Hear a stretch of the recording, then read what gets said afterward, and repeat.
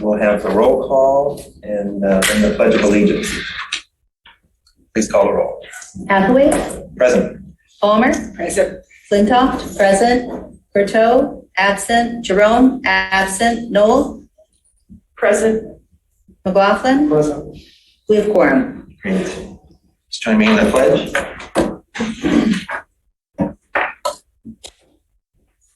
Pledge allegiance to the flag of the United States of America and to the republic for which it stands, one nation, under God, indivisible, with liberty and justice for all.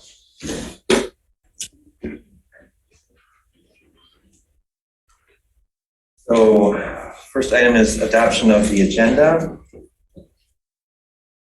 Is someone ready to move adoption of the agenda? Moved by McLaughlin. Support. All support. I'm sorry, did you have a comment, Clerk Flintoff? Yeah, I had two proposed amendments. Oh, One would be to remove H2, amend Scio Township personnel policy until we can confer with our attorney for the advice on that. so remove it not just from the consent agenda, but remove it from the agenda entirely? Yeah, to consider the advice that we've received. And to add a new possible action item between J1 and J3 to appoint Jillian Michelle Carey, Democratic nominee for Township Trustee, to the position of trustee effective immediately. And I'm suggesting, Will, that it would go between J1 and J3, but wherever you want to put it. J1, I'm confused. There is no J3. Oh, excuse me, between J1 and J2. So I'm confused by what that motion implies. Shouldn't it be just J3, just add it? Could be. My proposal is that we discuss possibly appointing Jillian Carey tonight immediately to the position of trustee. And that if we were to do that, that would be instead of the proposed process. So I was suggesting we talk about that first. Well, I don't support adding that item to the agenda. That is a way too, that would, something like that, an action such as that would require a lot more deliberation than making of it a decision tonight. We'd have to get opinion from legal counsel.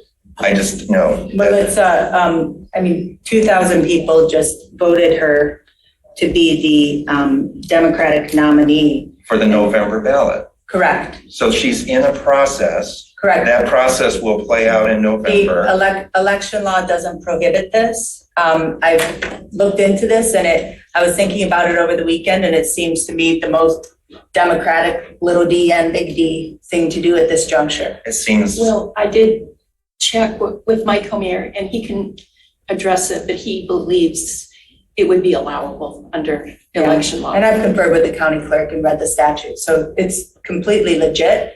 And so I'd like to put it on the agenda to discuss possibly doing that tonight. I oppose putting that on the agenda. I would support removing H2, but I oppose adding this other new business item. Okay, so do you want to take the amendments one by one, or how do you want to process it? Well, Sure. Let's vote first on whether to remove consent agenda item H2, the amendment to the Scio Township personnel policy, entirely, and not just from the consent agenda, but from the agenda tonight entirely. I guess we can call the roll on that amendment. Are you asking for a motion? Well, there is a motion. so I'll make a first motion to remove H2. And I'll support that. Okay, so let's call the roll on that question.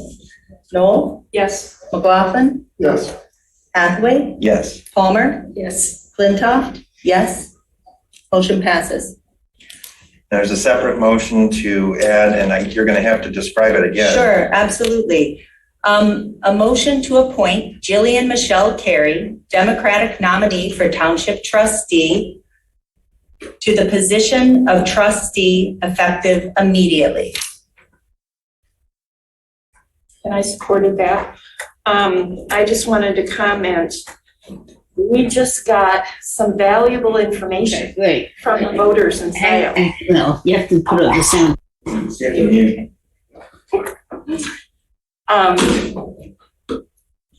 They Are override. they up to public comments, right? I don't know. Oh.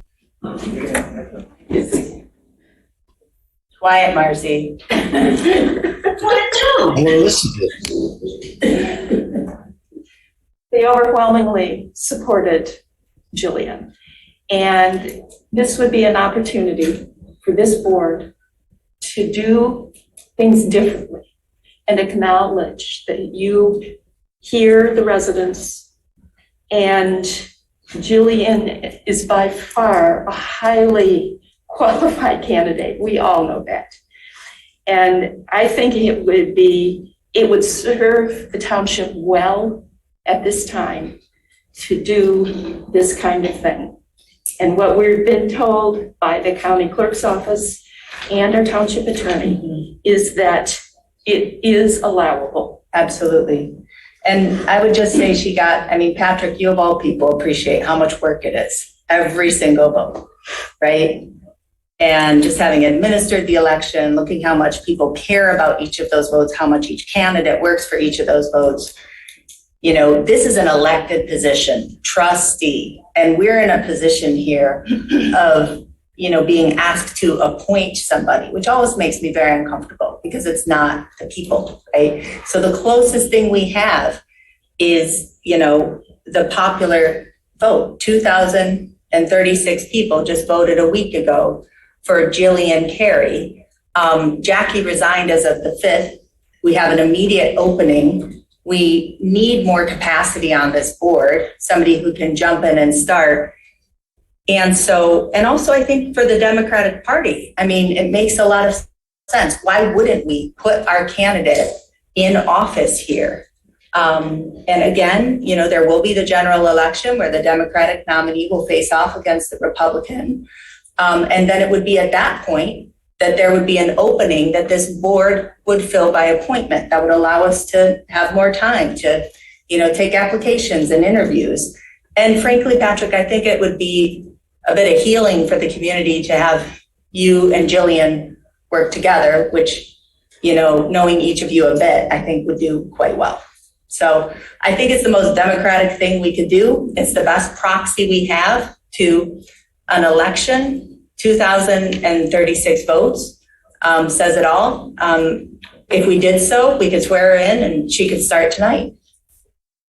So I'm opposed to this. There's a process going on, and the process should play out.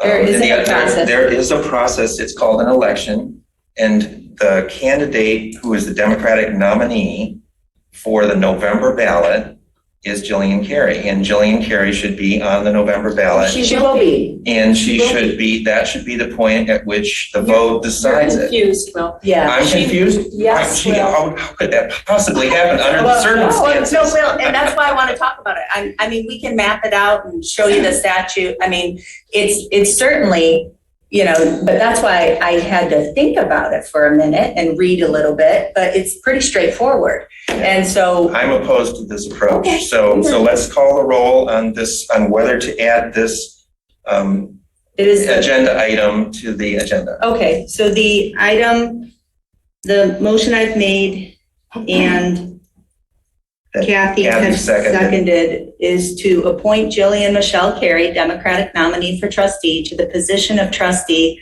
effective immediately. Noel? Yes. Just to be clear, the question is whether to place that To place that item on the agenda. But that's not what you said. Oh, excuse me, Donna, thank you. Okay. So it would be to place that item on the agenda for deliberation and action. Noel? Yes. McLaughlin? No. Hathaway? No. Palmer? No. Flintoff? Yes.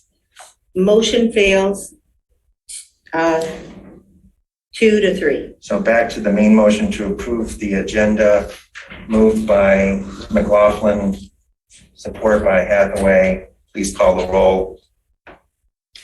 Noel, Yes. McLaughlin, Yes. Hathaway, Yes. Palmer, Yes. Flintoff, yes. Agenda adopted as amended. Okay, the next item is approval of the minutes. We have draft minutes of the regular meeting of July 12th, 2022. Are there any corrections to the minutes? Seeing none. July 26th, right? Did I? Yeah. Oh, It's okay, I just want to be clear. It says, it says 12th on here. And it says 12th there, but you're right, they are the minutes of the July 26th. oh, I'm sorry, I don't know why that, It must have been just a trailing title from a prior agenda item. But Yeah. yes, excuse me, the July 26th regular meeting, are there any corrections to those minutes? Seeing none, is someone ready to move approval of the draft minutes as presented? so moved.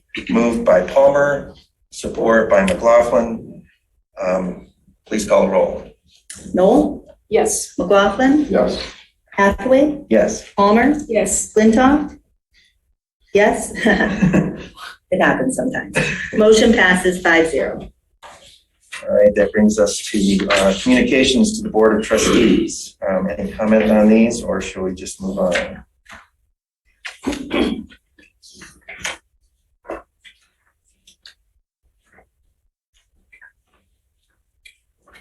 Hearing none, let's move on to public comment. This is a time for members of the public to speak for up to 3 minutes on any matter under the purview of the Board of Trustees.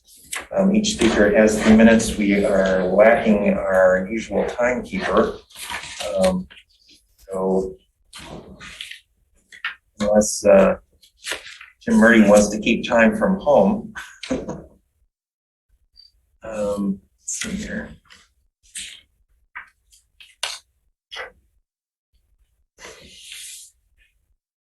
All right. Three minutes? Yeah, can you do it from home, Jim? Yeah, I'll set a timer here. Okay, and if you could, if it's possible to give people a warning at the 30-second remaining mark, that would be helpful. Okay. Or is Much there? nicer when somebody in person does it. Well, I know. Yes, Jan Culbertson. So, first, we usually give a turn to people who are physically present in the hall. If there's anyone here who would like to speak, please approach the table. And then we'll turn to remote. Mr. Marty, it would be nice that you didn't start the timer until people start talking, and I have not started talking. Thank you. Good point. Thank you.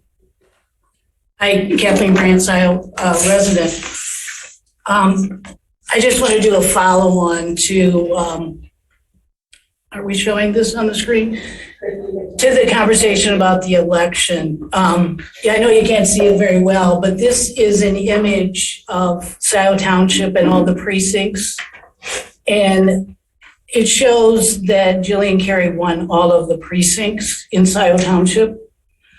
There was a respectable showing by Abby Vakilian.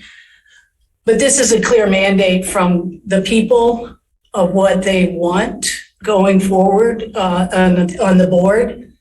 And so I was wondering if Mr. McLaughlin had considered resigning in an effort to sort of heal this board and reach out to residents, because they clearly want Jillian on the board. That would give an opportunity to appoint her, and then the election comes in November, and there would be another appointment. So I was just wondering if anyone on the board had considered that, Ms. Palmer, Mr. Hathaway. It seems the clerk has considered that. It seems to be a good idea. So let's keep in mind, this is what the residents want. We have tremendous conflict. wouldn't this heal some of that conflict? Secondly, I want to talk about the new position for trustee. Anybody that's considering applying, have you considered the fact that there is a lawsuit against the Board of Trustees? You probably all know that. As an appointee, I would assume, I'm not a lawyer, I would assume that you would become party to that lawsuit. I would also assume that the resigning trustee remains because she was in action. She was on the board when actions were taken, the same with Mr. McLaughlin, but it certainly would be nice if Mr. McLaughlin would consider resigning. That would go a long way towards the conflict with the lawsuit. But I just want people to keep that in mind if you're considering or throwing your hat in there and you want to be appointed. 30 seconds. Of course, it really depends on how you vote with this board on what that means to be party to the lawsuit. Mr. McLaughlin thought that he was a victim to the lawsuit. He's a party, he's a defendant, not a victim. Thank you. Anyone else present who would like to speak during public comment? I have IC525 Woodgrove. I spoke to you before. This is I'm a Parkwood condo person, and it's about Arbors Grove. But last time I gave you a bit of a compendium about all the things we think are wrong with this project, and there are many. And perhaps tonight I'd like to focus on this retaining wall that is being proposed. It's kind of a microcosm for what's wrong with this. They say good fences make good neighbors, but ambiguous and probably bad retention walls aren't good for anybody. There's a 0.41 acre section. It's a wetland. The developer is trying to build a wall over there. We're trying to figure out what this is all about. It's typical of our understanding of this project. It's hide and seek. Plans change. There are some rules with regard to walls like this. That we've got the zoning ordinance. I distributed the document to you about 4 foot and how deep it needs to go. None of which we can figure out they're planning to do. Best we can figure, this will just be yet another part of the bigger picture that this will dump more water our way as they protect their wetland. Who's going to care for it, by the way, over time? We don't know. And so, I guess I would just say, I've come to you several times. I ask you to put yourself in our shoes. You're our friends. You're our neighbors. I mean, I didn't get on board until I saw this plan after it passed the planning commission. I played tennis with the husband who chairs the planning commission. We're your friends. We're your neighbors. You are the trustees. We trust you to act on our behalf. And that's what we're asking.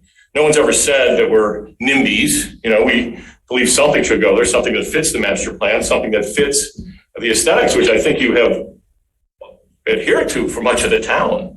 And I'm pleased by that. I just can't figure out why this is a one-off.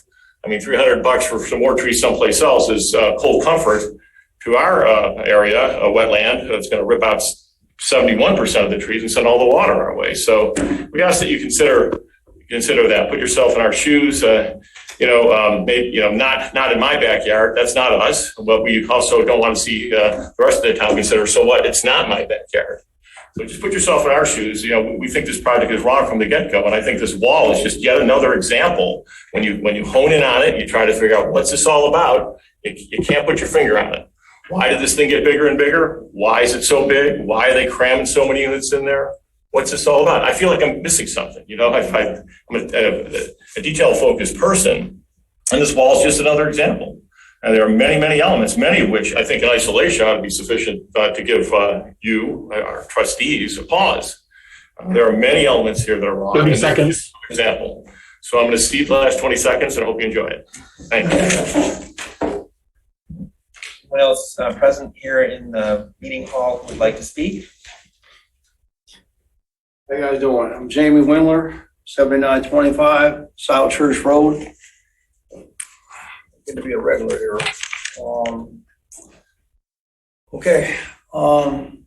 It's funny, you have done nothing to resolve the problems on South Church Road with the party barns, but you're ready to start another one. The same way the Fruwicks did. That's what the Herons are doing right now. Not even having a real farming operation. This is not what agritourism was intended for. Well, you have used this law for people to misuse and manipulate. This is just an easy way for people to run a party hall venue out of their backyards in residential areas. I think you guys are giving the Fox the keys to the hen house. I think Doug Lewen's the Fox. I think that you need to have two separate companies to work for the township, one for the master plan and another one for individual people. So far, everything I've given Carl Wortman, they say it's never enough evidence.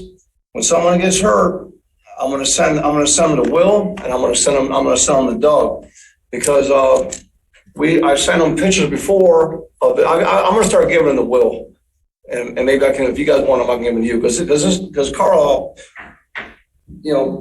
Carl Wortman ain't doing her job, and these I was out there, and this happens all the time, but I got some good pictures of some more, the same ones. I can show you some from last year too, and this van is parked out. It's even a small one. They do the big buses and the little ones.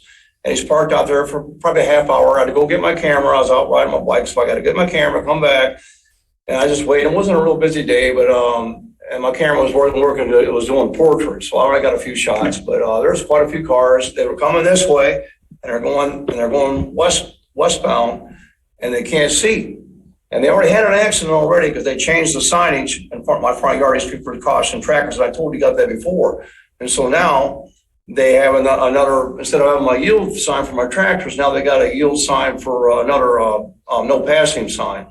And there's a lot of people out there that ride motorcycles during that time of day, and groups of guys, and they're going to take somebody out. They're going to take about six, there are going to be couples, and there's packs of like 10 people on bikes, and they're going to take them out. Maybe some girl or mom riding home from getting ice cream, some family, but someone's going to get hurt. I guarantee it.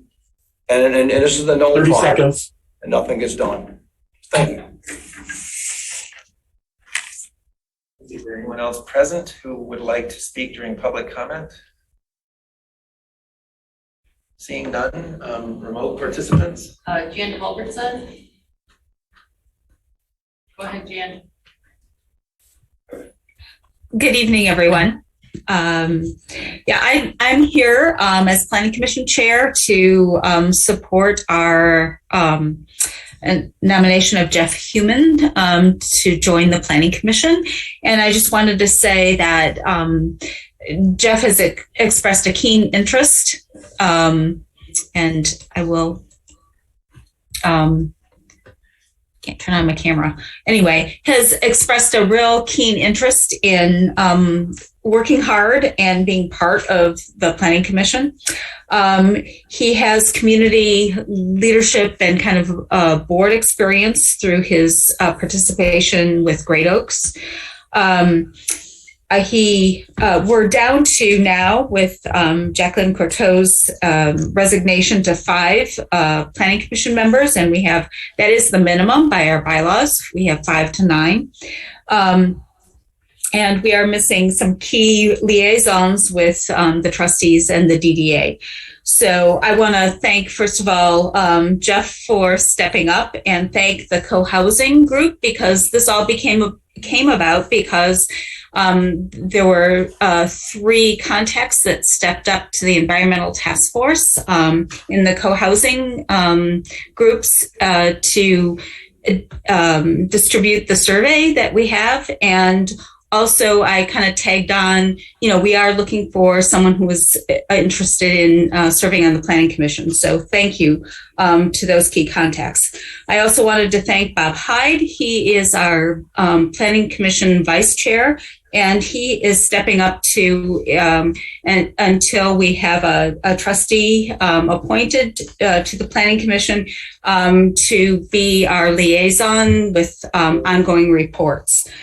I also want to extend an invitation to the Board of Trustees. Our next meeting on the 22nd of August, it'll be shortly after 7 o'clock. We're going to have a presentation by the person at the county who oversees some of the affordable housing programs, Teresa Delati, and I hope you can join us for that.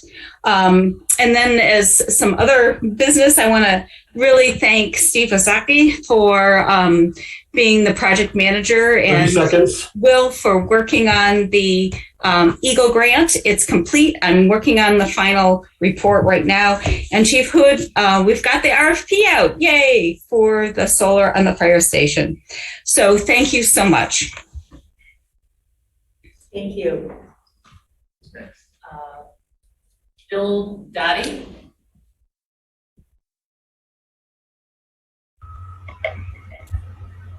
Go ahead, Bill. Hello, this is Bill Doty. I'm from 465 Wood Grove, resident for 24 years. I'm addressing tonight looking for some assistance in obtaining a response from my letters to Mr. Lewan of Carlisle Wortman, dated April 14th and June 8th, of which you have copies of both of those that I sent you as CCs. Planning Commission, Commissioner Hyde referred me to Mr. Lewan for a response on this issue, and that's why I wrote the letters. The wetland buffer ordinance has been violated by the developer of Aubrey Grove in their site plan dated March 29th. I've asked the Planning Commission, Mr. Lewan, and now you, why the ordinance is not adhered to without an expressed approval by the Planning Commission or the Board of Trustees. As you recall in the ordinance, and it's Chapter 36, Zoning, Article 11, Section 36, 342. It calls for Zone 1, a waterside call that calls for a 15-foot very restricted area. Zone 1 is missing from the site plan. Zone 2 is a middle. It calls for a 30-foot restrictive use, which is in the site plan, which is good. However, Zone 3, the outer, calls for a 10-foot buffer with fewer restrictions, like you can have a sidewalk or a path or something like that. And the current site plan calls for a wall that Mr. Heisey talked about a few minutes ago. And that's a wall that's yet undefined to us. But that violates the ordinance. We're very concerned about the potential stormwater runoff into Parkwood, as you've heard before, and ask that you require Scio's wetland buffer ordinance be followed. Following this ordinance will reduce the density of the development and help reduce the stormwater runoff.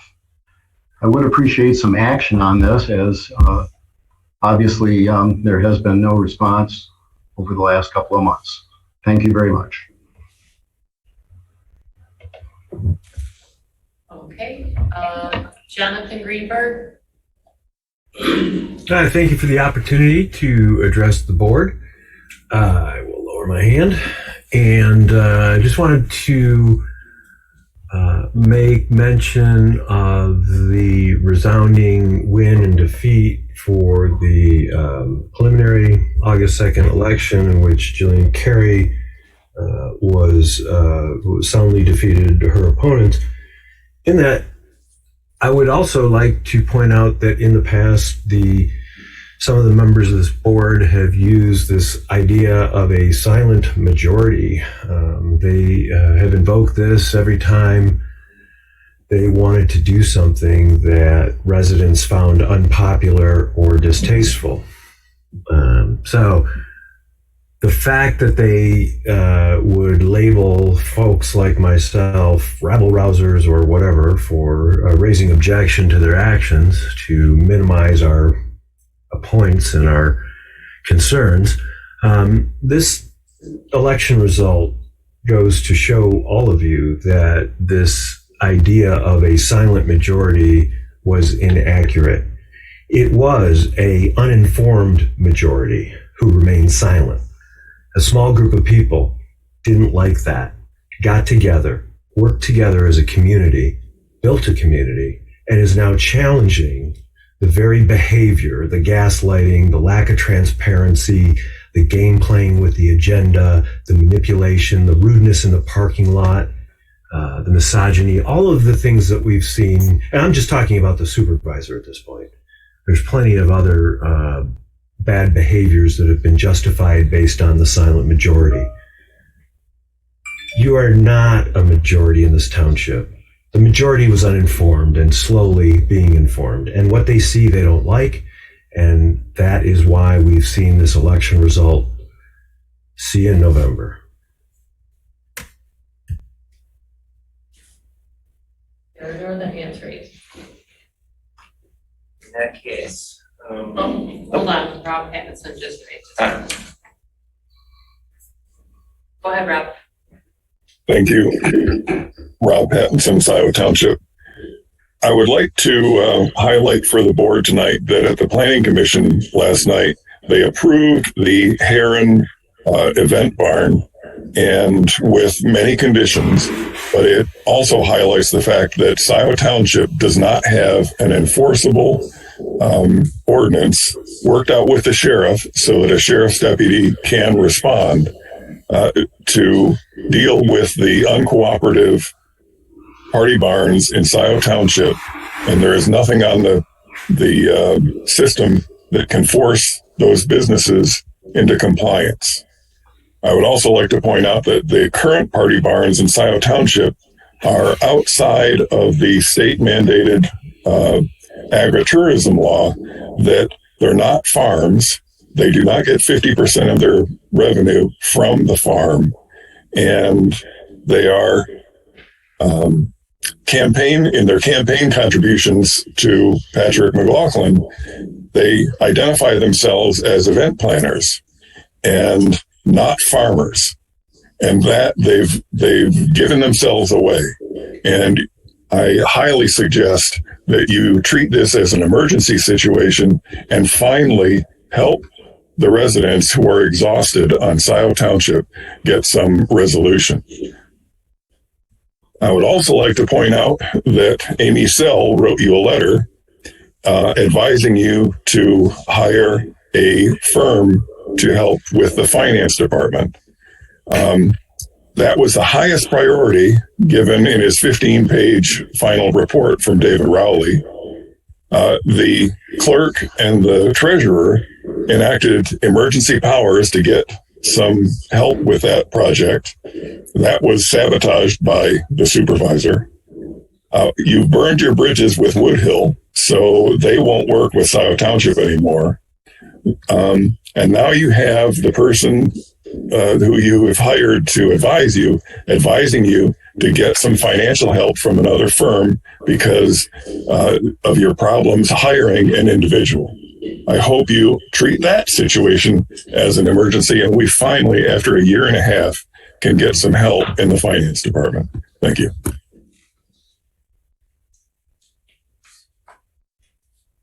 I see no other hands raised. all right, then let's. Will. I'm sorry. My apologies. Hi, I'm Jeff Heumann. Yes, I was asked to come make a couple of comments today, considering my possible appointment to the Planning Commission. And I just wanted to put a face to the name. Thank Jan for those kind words and her endorsement of me. Over the past 3 or 4 years, I've had a growing increase in urban planning, I should say, kind of as a hobby, something I've just read about and things, and had thought that I would like to get involved someday. I've got 2 little kids, so I wasn't sure when that day would come. But whenever Jan's email landed in my inbox that this was a vacancy they were looking to fill, I took it as a sign from the universe. So that's why I'm here. Thank you for considering me. Thank you, Jeff. Thank you. Is there anyone else either present or remote? No. Okay. In that case, let's move on to reports. Fire Chief, Andy, come on up. Good evening, board. Good evening.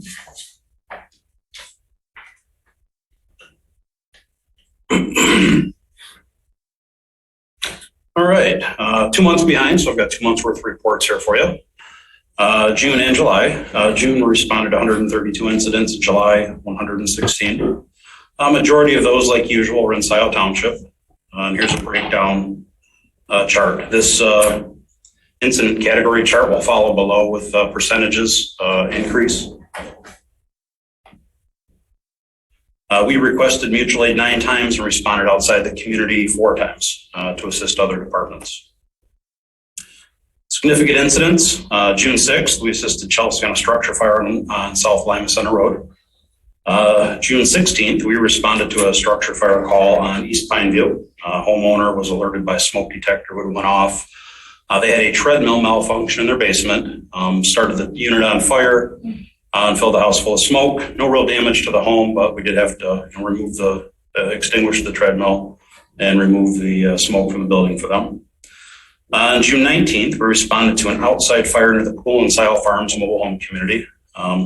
Resident called in, saw something burning in the grass. We went and extinguished that fire. We got a notification from the captain that there were some suspicious origins there. There's no real reason to have what looked like clothes burning outside in the grass at 2 o'clock in the morning. And I've got to give a lot of credit to our primary investigator, Skip Davis. He was on vacation. He started making phone calls. He's got good contacts in the community there. This turned out to be an intentionally set fire. And we forward our evidence and our investigation report to the county sheriff. And my understanding is there were 2 arson warrants issued for the people involved. June 22nd, responded to Delhi Metro Park for a report of lost tubers. This couple of folks got in the river a little later than they should have. We're cruising down the river. It got dark, and they had no idea where they were. Quite honestly, I have a hard time recognizing where I'm at during the daylight in that river, and I can't imagine them at night. They called 911 with us in the sheriff's department. We were able to figure out kind of where they were. We ended up at Delhi Metro Park.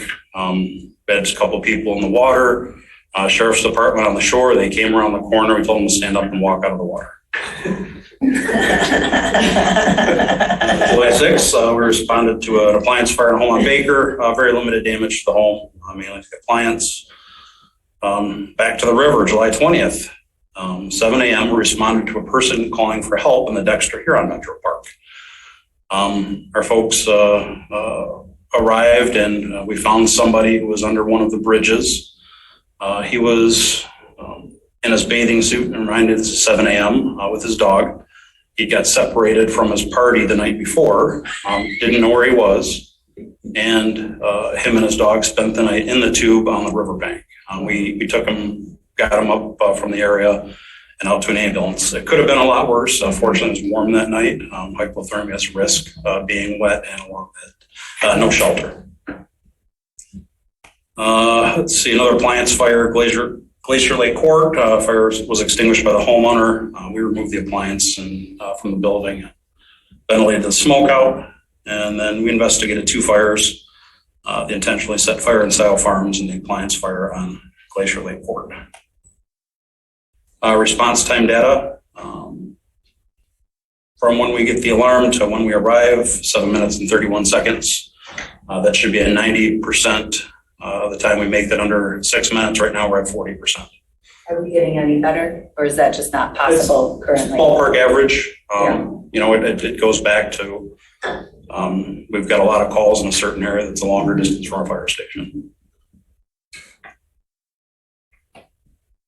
911 call processing time is pretty average.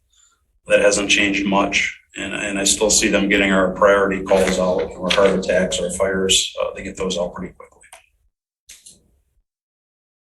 June response comparison year over year, 102, 2020, 107, 21, and 130 in 2022. July, 79, 110, and 116. This chart ties into the other chart up at the top. When I put them together, they just get too long and don't make sense.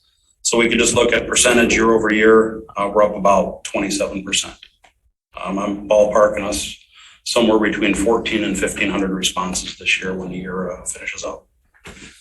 June, July training hours, 509 hours of training. We got quite a few hours in on our training fire we had on Jackson. And our responses per zone. Our southeast section continues to be our busiest area. with Zone 2 having 348 calls versus 329 in the west and southwest, and then the north and the northeast at 146. Incident 8 map, this is year-to-date data there. Just one minor update on a project, as Jan Culbertson had mentioned, we have our solar RFP out. We've had 3 companies come in, walk through the building, and a couple of questions that we've answered. So hopefully we will have some good bids soon. Excuse me. Excuse me. Any questions? Questions from members? Thank you, Chief. Thanks, Chief. Next item is a report on the August 2nd state primary election. Okay, great. I've got a couple slides I'm going to try to share from here. All right.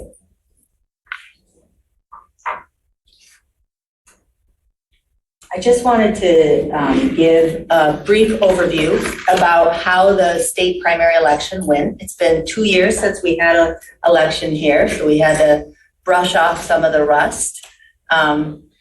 And wanted to give an overview of kind of what we do year-round to prep for elections and how the administration went as sort of a dry run for November. So the work we do to maintain the voter rolls is every single day. As of today, we have 15,092 registered voters. 13,700 are considered active. So what that means is those are folks who have voted, who have registered, who have applied for an absentee ballot, who have been engaging with our system. The others are registered to vote, and if we show up at the polls, if they show up at the polls, we'd be glad to hear from them. They can vote, but we have some indication from the post office or the Secretary of State that maybe they've moved. So we're trying to get in touch with them, but they're flagged. We do daily updates. How do we hear from people? Our statewide qualified voter file is linked to the driver's license file. And with Proposition 18.3, the first promote to vote that we put into the Constitution, we effectively have a motor voter bill, motor voter registration here. So anytime you have an interaction with the Secretary of State for a Michigan ID or a driver's license, you are registered to vote unless you opt out. So that's why we've been able to increase our registration so much since 2018.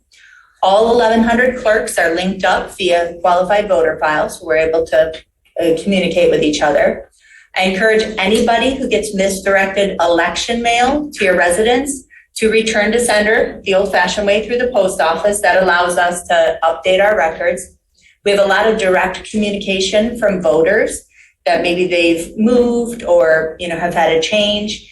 And we regularly update things from the Social Security death index, county death records for our voters who have passed away. Some highlights of some of the special rights of our voters and accommodations that we make for our voters. If people are active military or their families or living outside of the United States, they have special rights under a couple of federal laws. Including that they must receive a ballot 45 days ahead of each election, and they are permitted to receive that ballot via email. Now they have to print it out and mail it back, but they can at least get it via email. Also, they can vote with basically a blank piece of paper. So if they were to send me a piece of paper that says who they want to vote for president, that counts too. So there's all sorts of special accommodations. Thus far this calendar year, we have 35 people who are registered as military or overseas. In 2020, we had 152. So I expect as we get closer to November, we'll have more and more people register. They have to re-register every calendar year, but we'll see more and more with the big election coming up. Out of our 15,000 voters, half of them are on the permanent absent voter list. So that means that they automatically receive an absentee ballot application. They do not automatically receive an absentee ballot, but an application. They check the box, sign it, turn it in, can get the ballot. Newly developed in the last couple years by the Secretary of State is a new technology for a permanent accessible absent voter ballot, which is really great. So it uses some PDF technology that voters of different abilities can use on their home computer to actually complete their ballot from home. So if you've ever noticed, or perhaps you or somebody you know has used in a polling place what's called a voter assist terminal, there's another terminal set up for people with various disabilities who can, if they're maybe vision impaired or can't hear or need to use another assistive devices, they can do that in the polling place. Well, now you can do that at home too, which is really wonderful. Also, range of other accommodations, which we use every election, emergency absentee voting. We had 2 emergencies arise where we were running ballots, to a hospital and a home. Curbside assistance here at Township Hall certainly happens a lot since COVID, and when necessary, running ballots to people's homes. This was August 2nd was our first election after redistricting. Here's our current precinct and polling place map. What were some changes for voters? Well, precincts 3, 4, and 7 had new polling places. Precinct 7 was very happy to find itself on its home turf in the Polo Fields Ballroom. Precinct 3, which had voted here along with Precinct 2 for many years, we didn't get too many complaints about voters just zipping down Wagner to WISD. And Precinct 4, which unfortunately we've moved a couple times in the last few years, now has a permanent home at Kiwanis Club. This election in the thrift shop, but starting in November in a newly renovated community space that they have, and they've been wonderful to work with. Oh, and I just wanted to say, anybody interrupt me with questions as we go through, please.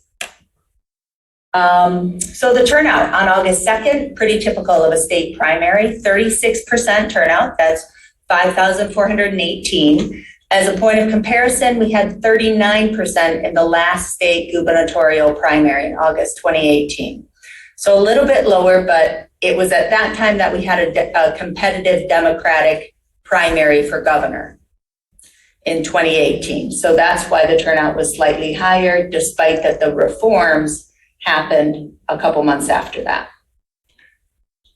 The turnout ranges across precincts in Scio Township, all of which are, around 2,000-ish active voters. The lowest precinct often is and was again Precinct 5 with only 17% voting. And then the highest turnout was Precinct 4. And of those that voted, 64% of them voted absentee.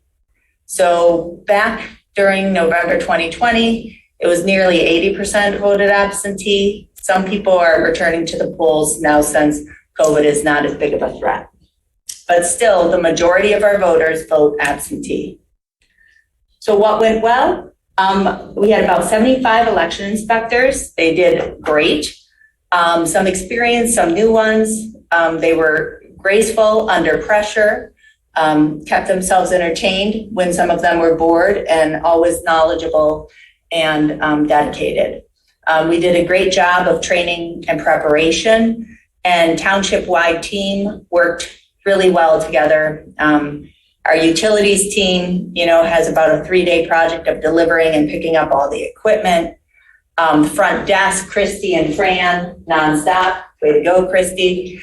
And staffing the receiving boards. That's work starts at about 7 p.m. And I don't know when we were there until, but we are always in good spirits. Yes. Hold it together.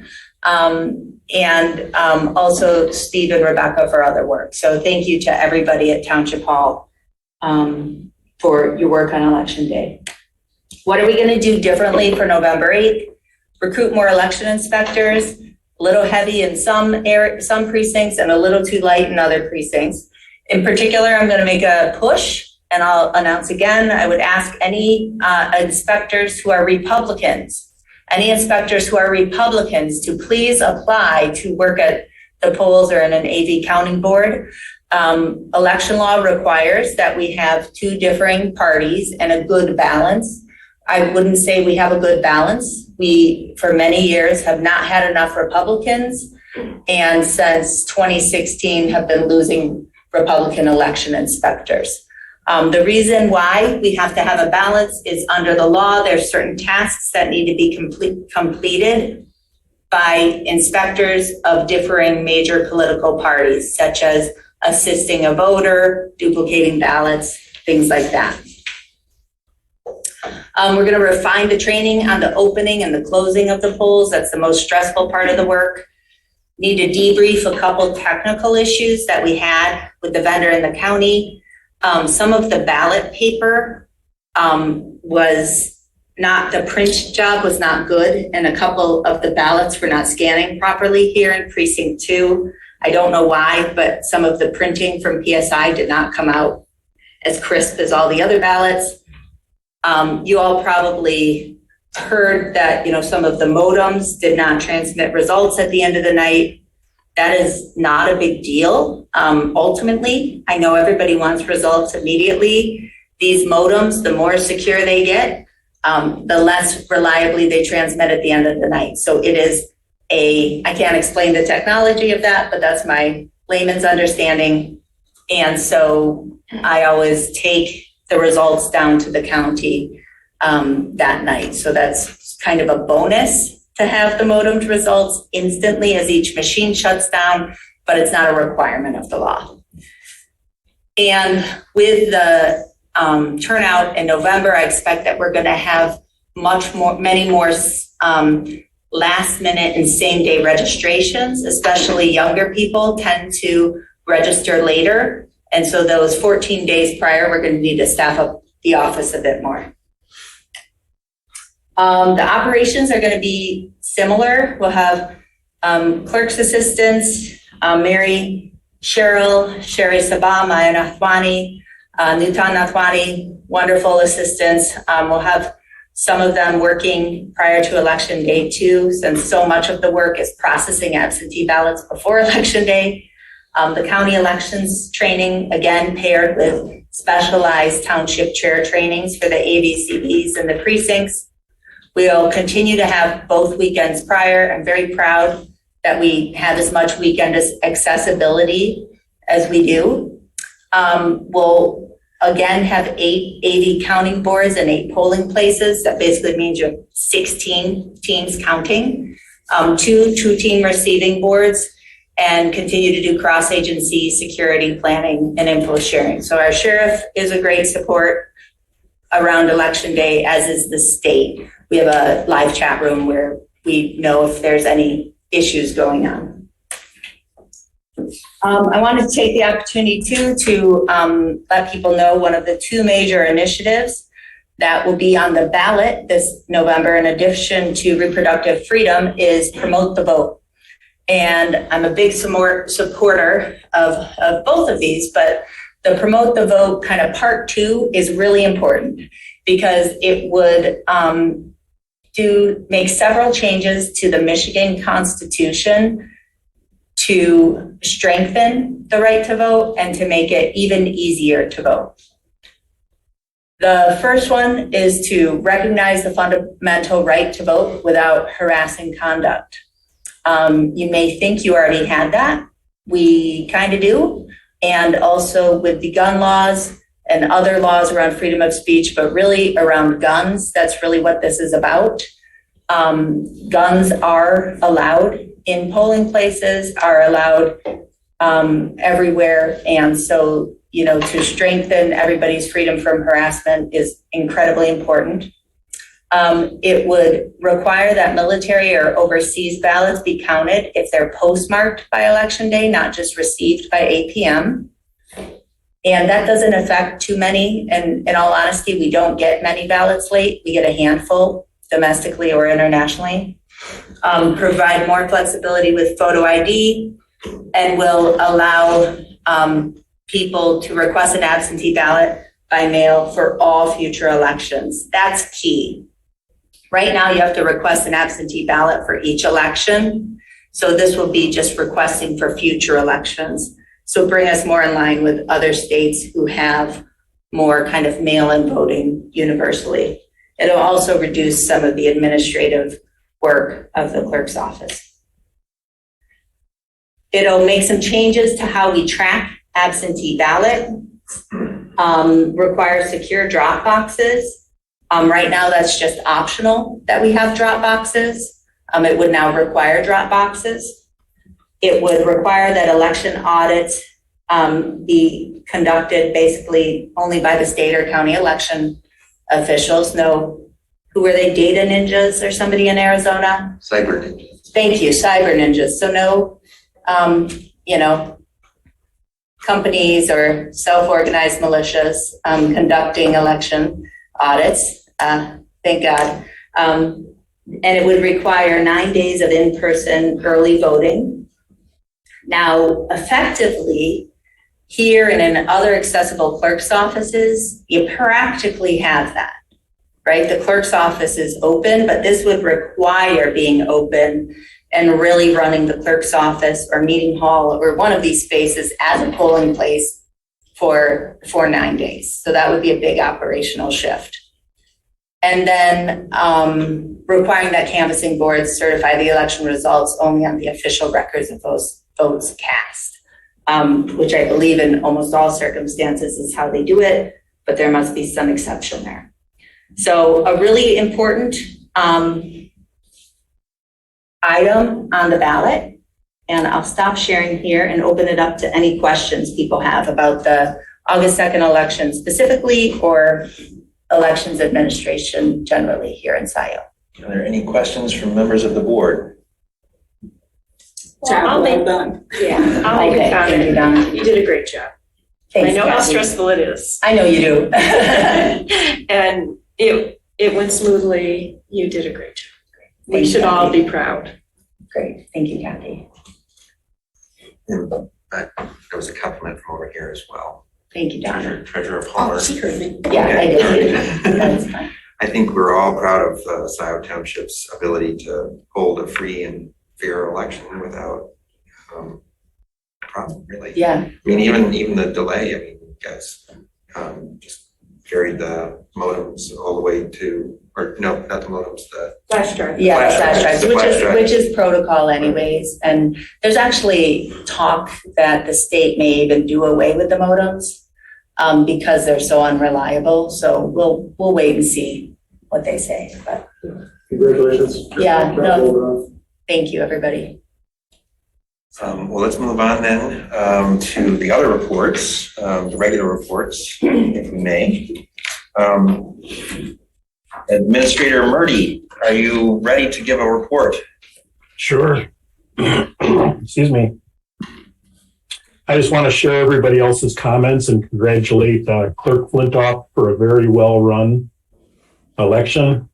From my vantage point, everything seemed like a very well-oiled machine. I'm sure there were bumps and hiccups along the way, but I thought it was a very well-run, and I couldn't be happier the way things turned out, as always. I just have a few very quick items to cover. One, we're still waiting on, I believe we're probably looking at vacations for both attorneys on the AT&T water tower lease. This expires on August 28th. So I'm going to be pushing them very quickly. Hopefully they're back from vacation and can complete negotiations of that lease. We're just down to a few very minor items having to do with removal of equipment at the termination of the lease. So hopefully we can have that on the next board meeting agenda on the August 23rd. Get that taken care of. So I just wanted to give a brief update there. Have not been able to get a hold of either attorney, or I should say our attorney, and then there's a representative of AT&T. The other thing I wanted to point out was we're almost, I'd say, at the 1 yard line of completing preparation for our audit. I congratulate our finance staff for working very hard to come together, to work together. to get all these reports and files and journal entries, everything that goes on in the preparation for the auditors. We're very, very close. But it's sad to say our auditors are not yet ready for us. We were just informed this week that, or late last week, I should say, that the Plant Moran, our auditors, will not be able to spare resources, meaning people, to begin the audit in earnest until September 19th. So it gives us a very, very short window to have the audit completed, approved by the board, and then off to the state treasurer for acceptance by, I believe it's September 30th is the deadline, or October 1st. I don't know the answer to that, but it gives us a very, very short window. We may very well have to file and request an extension again to have that until the end of October. And that's all I have to say today. Any questions? Oh, I have a question, Jim. Can you hear me? Yes. Okay. What's an update on the finance director search? Thanks for bringing that up. It was on my mind to bring up, but slipped my mind. We're currently looking for what we call an interim finance director to help carry us through until we can get a permanent search. We have to start fresh. We're working with a company called GovTemp, who places short-term positions, usually at higher end, such as directors within government realm. We've received so far, I just received yesterday 4 more resumes and distributed them to our finance staff and the 3 officers to look over and see if anybody wishes to ask to review them further or perhaps set up an interview. So we are receiving resumes. We have not formally begun the search for a permanent finance director yet. And I believe Amy Sell just got back from vacation, so we'll need to speak with her and perhaps even start looking at some other companies or headhunters in which to help us find a permanent replacement. Did the township enter into a contract with gov.net? Is there any No, kind of there's been no written contract. In fact, the GovTemp is what this outfit is called. They actually consider the placement of their temporary personnel as leases, which I thought was kind of an interesting term. I'd never heard that in terms of using it for humans, but that's what they call it. So if we were able to accept one of their suggestions, one of these based on these resumes, we would then enter into a contract with GovTemp for a lease, what they would call a lease agreement for a certain period of time, so many days a week, so many hours, etc. So nothing happens until we actually find somebody. It's unlike a permanent search, which you sort of agree ahead what the terms of that will be. Yeah, Jessica? Yeah, Jim, thanks. I wanted to say, I think we need to spend some time coming up with the scope of work. We have had so many scopes of work, so many job descriptions for the finance director. We've had scopes of work for financial professionals. And when we got Amy's message to us saying that we need to get a firm and the priorities, it was, a little discouraging to me because it was, pretty much the same list we had a year and a half ago on our to-do list of areas of capacity that we needed, of key priority projects. And Jim, I think if we can find I'd like to make sure that we're proceeding with all options, right? I know you've taken on this idea of an interim part-time finance director. Again, got to be full-time, got to be permanent. And I understand whatever we can get in this market.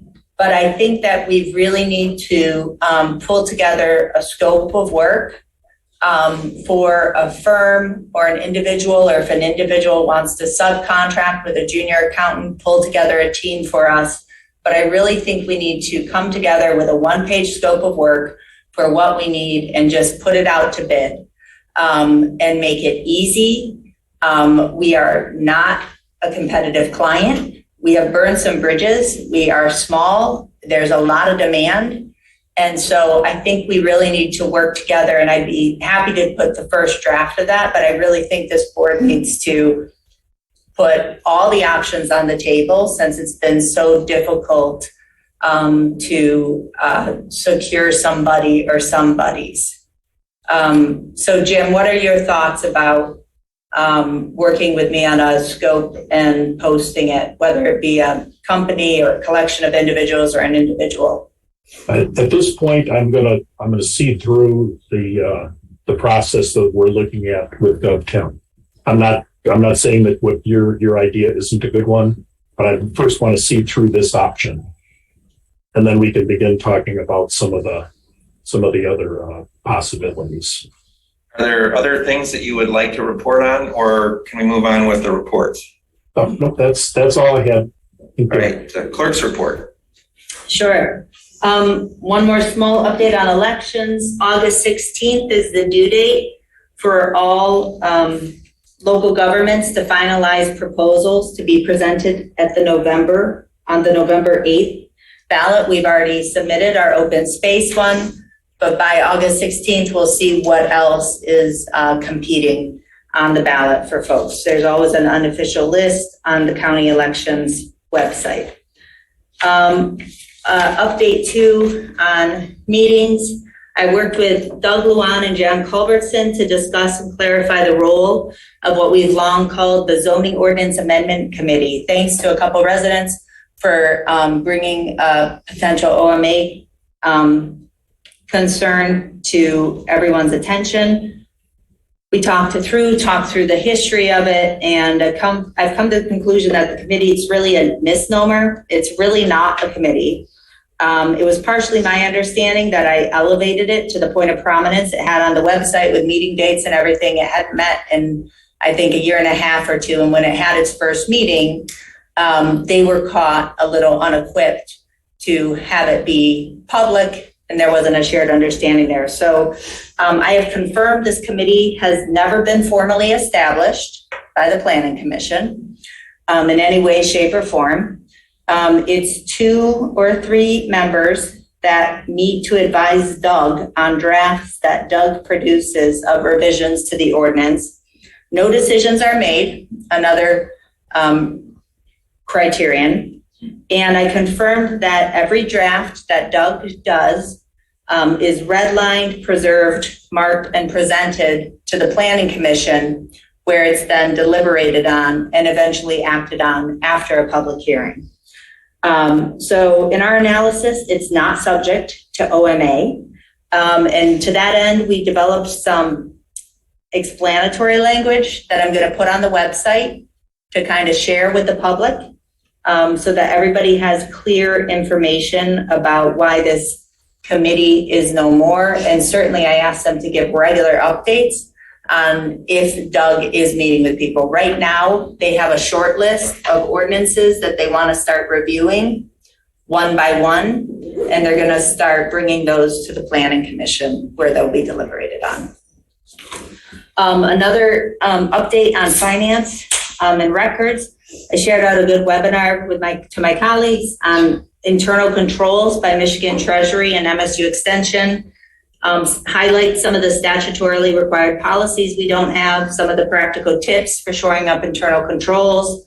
I really encourage people to get educated. We continue to suffer from a lack of sufficient and qualified finance staff since November 2021.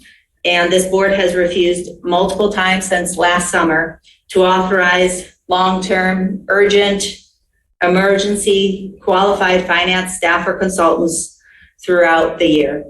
All of the board's inaction was made worse when on May 13th, Interim Administrator Murdy removed my administrative authority to control who has ability to change the journals and the ledgers of the township. My statutory responsibility as your elected clerk.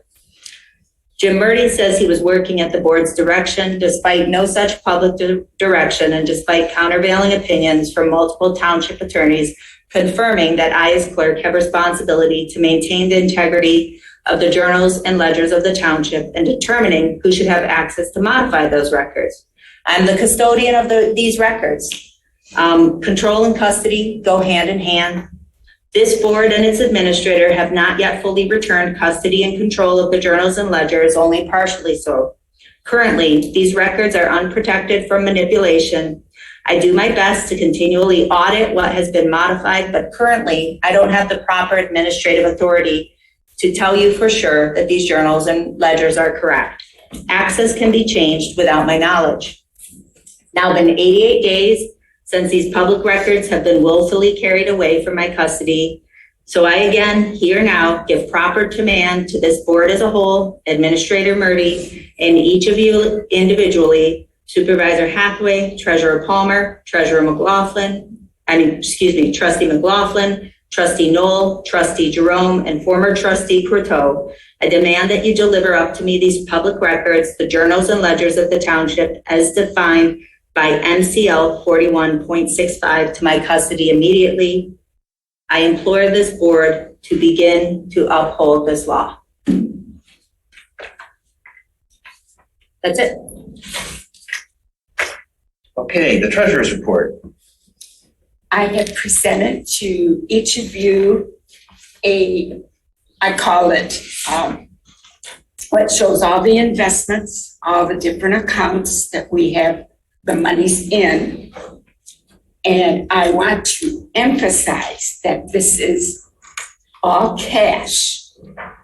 When you look at the records, and it's confusing when people look at the fund balance line, that is not cash. Cash is only a piece of it. These numbers that are on this report, effective July 31st, is the cash. So it's the report I used to present. I lost my ability to create it when changes were made in the method that we used to have, which we've reinstated, so that I now have the numbers and I can give you this report on a monthly basis. So it looks, we do have significant cash available. So that, of course, is an investment, which I've given the maturity dates, but it gives you an idea of what Scio Township has. So this is effective July 31st. Donna, thank you for that. I know that's a lot of work, and I know that it's something you've been wanting to get back on track. I also want to note this was one of our material weaknesses in our audit. And so I know you strive to do it monthly, Donna. Am I correct that it's required just quarterly? I think it depends on what the board wants. And the reason this report didn't happen, as it had always happened, was the changing of all of many things internally. And so finally we were able to recreate that spreadsheet that I need to know what cash has been put in the bank. So I got it back again. And it's not hard to do now that I have that, have that ability. So my plan is, like it used to be, is always give it to you every month. Is it a public document?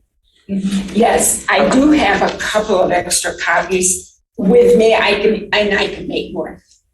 and we can post it somehow. I can put it on, Donna, with your permission, I can put it on. Oh, yeah, it's I'll put it on the public. website along with the It's public. finance reports. No. Thank you, Don. You're welcome. That concludes your report. That's it. All right. Taxes are moving along. It's going to get really busy here in about a month. We'll skip the broadband since Alec isn't here. And the Parks Advisory Board, also Alec isn't here. Land Preservation Commission, we would also be relying on Alec for that. Planning Commission, is Bob Hyde available remotely? Yes, he's on. Bob, would you like to give a report? Yes, can you hear me? Yes. Okay. This afternoon, I sent in a report about yesterday's meeting, last night's meeting. I'm assuming that you have it, and I can either read it or I can summarize it. Which would you prefer? Whatever you like. I haven't read it yet, Bob, sorry. Then let's go into it. Okay. Basically, the Planning Commission met to discuss Heron Farms conditional land use proposal, the Crossroads Preliminary PUD, and to discuss proposed changes to our PUD language in the zoning ordinance. We also re-elected officers to the Planning Commission, but at the end of the meeting, we did not have time for the PUD discussion, so we put that off until our next meeting. On the draft conditional use permit for Heron Farms, that had been updated since our last meeting on July 25th, and we added some changes during this meeting as well, having to do with the hours of operation. We pushed some of the hours of operation to later in the morning for starting times, and the applicant told us that they considered the closing hours to be when customers would be off the property so that they could control noise to the neighborhood. So we put words into that effect that defined the hours of operation would be when customers are on the premises. So that shows their intent to try to control everything properly. During public comments, members of the public expressed concern about the township having difficulty in enforcement action, just as they did tonight to your meeting.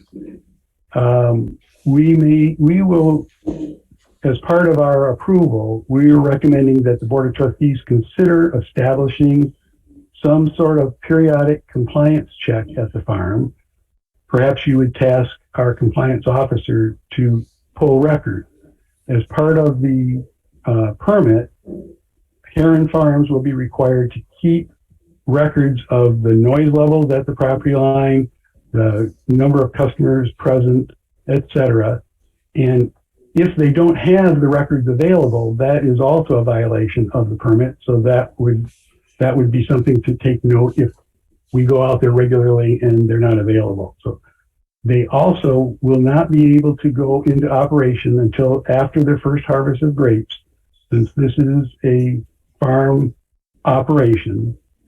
They have planted their first rows of grapes this year, but they don't expect to harvest it for 2 to 4 years from now. And it would be after that that they could produce wine from it. And that is what they must have 50% of the sales take place on the property would have to be attributable to what they produce on site. So the grapes and the wine. So when this all comes to you, you'll see what we have in place. The next step would be that it would go to you for the conditional land use permit to be granted approval. And should you do that, they would then have to submit a formal site plan to the Planning Commission, and then we pass it on to you after we work on it. Are there any questions on that before I go on to the Crossroads PUD submission? I just have a question. When do we expect the Heron Farms to come to the board? Well, the next step would be that at our next meeting, we would approve the minutes. And it's after that that it can be sent to the board. So in 2 weeks, we'll have our next meeting, and subsequent to that, it could go before the board. Okay. I'd be interested, Bob, in reviewing. Yeah, I'll look into that ahead of time. Sometimes when we get these big planning items, it's helpful to have a little more time with the issues. And all of our agenda items are obviously kept on the website, so you can review the documents that we reviewed. They can change, but not much. I mean, some of the things that will happen is the documents will be updated per our recommendation. Okay, I'll move on to Crossroads Preliminary PUD. This is a high-density multifamily development that's proposed for the southwest corner of Wagner and Liberty. So before, you might recall, there was a submission for office buildings at this same site. Well, they had a hard time moving forward because of all the vacancies that have come up during COVID. Because of the current situation, they determined it wouldn't be feasible to go ahead. So they reworked it.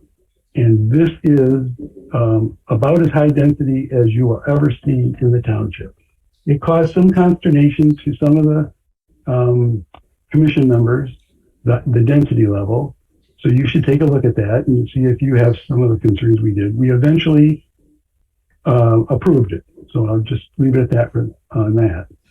It also is in an area of the township that is currently zoned for office industrial, and there are no residences around it. So while you might think it's isolated, it turns out that they have right down on Liberty going east.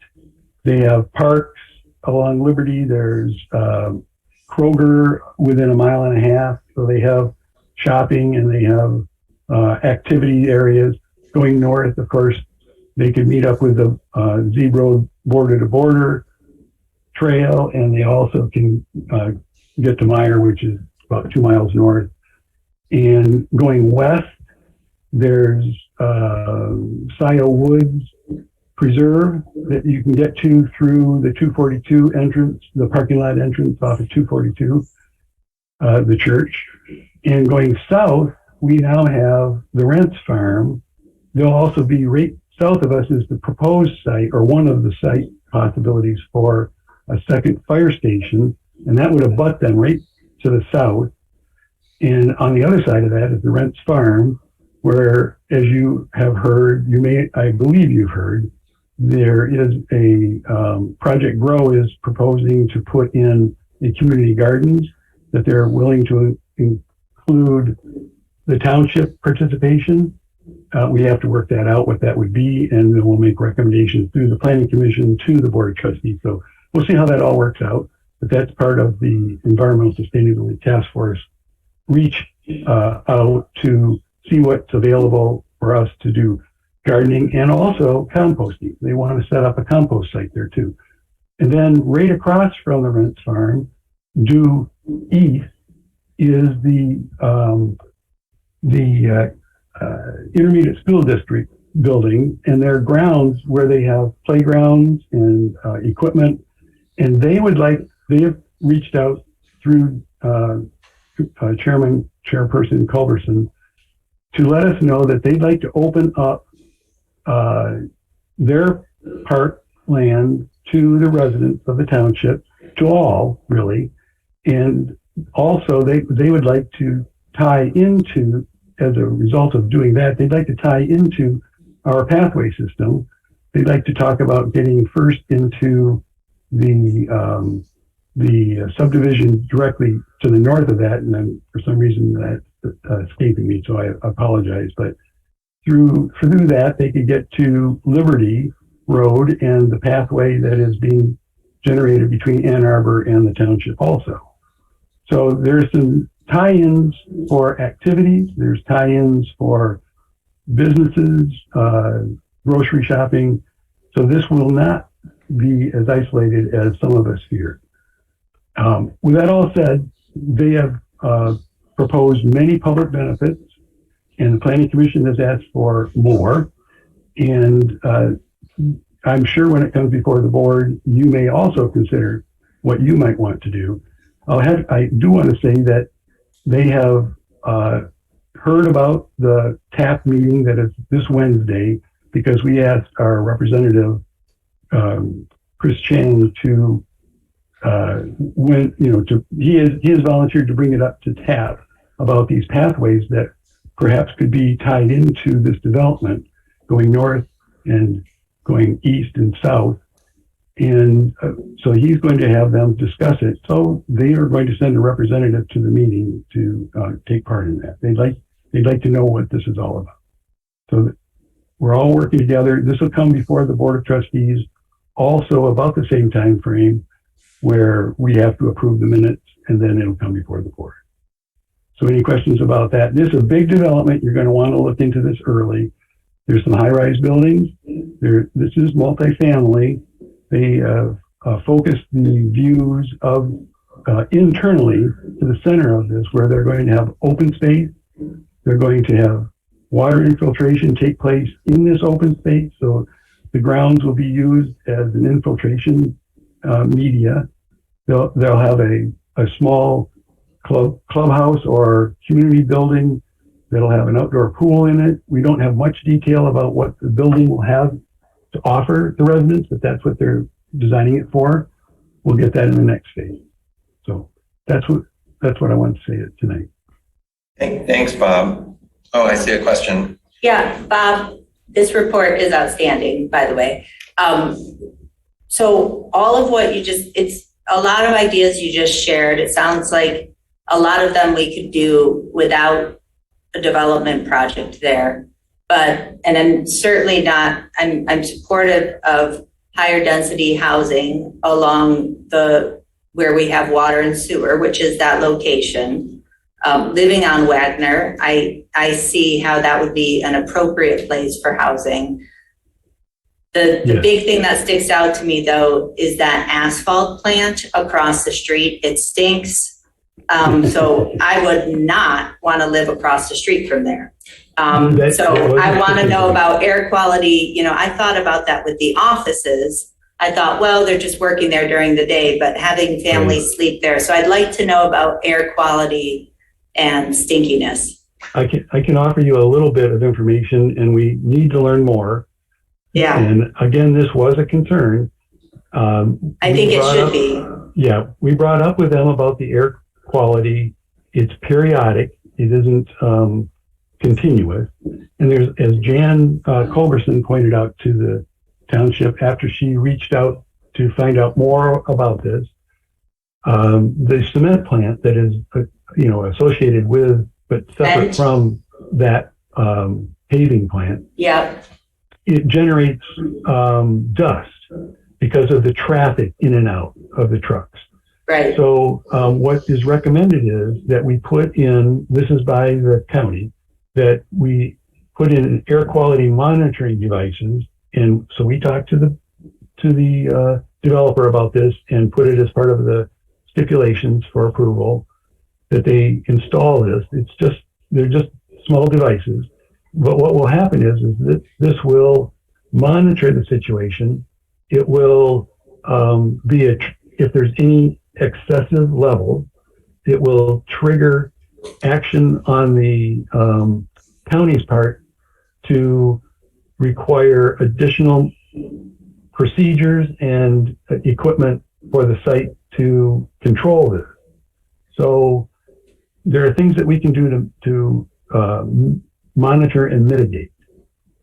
Now, and Bob, I just want to, I just want to say, I'd like to hear, I'm going to want to hear more about a precautionary approach, a precautionary principle to demonstrate that it's safe to be there. I mean, because once somebody's living there, if we're monitoring, I mean, people can't, I don't know. It sounds fraught to me. So, Bob, if I could just interrupt before we turn this into more of a dialogue than a report.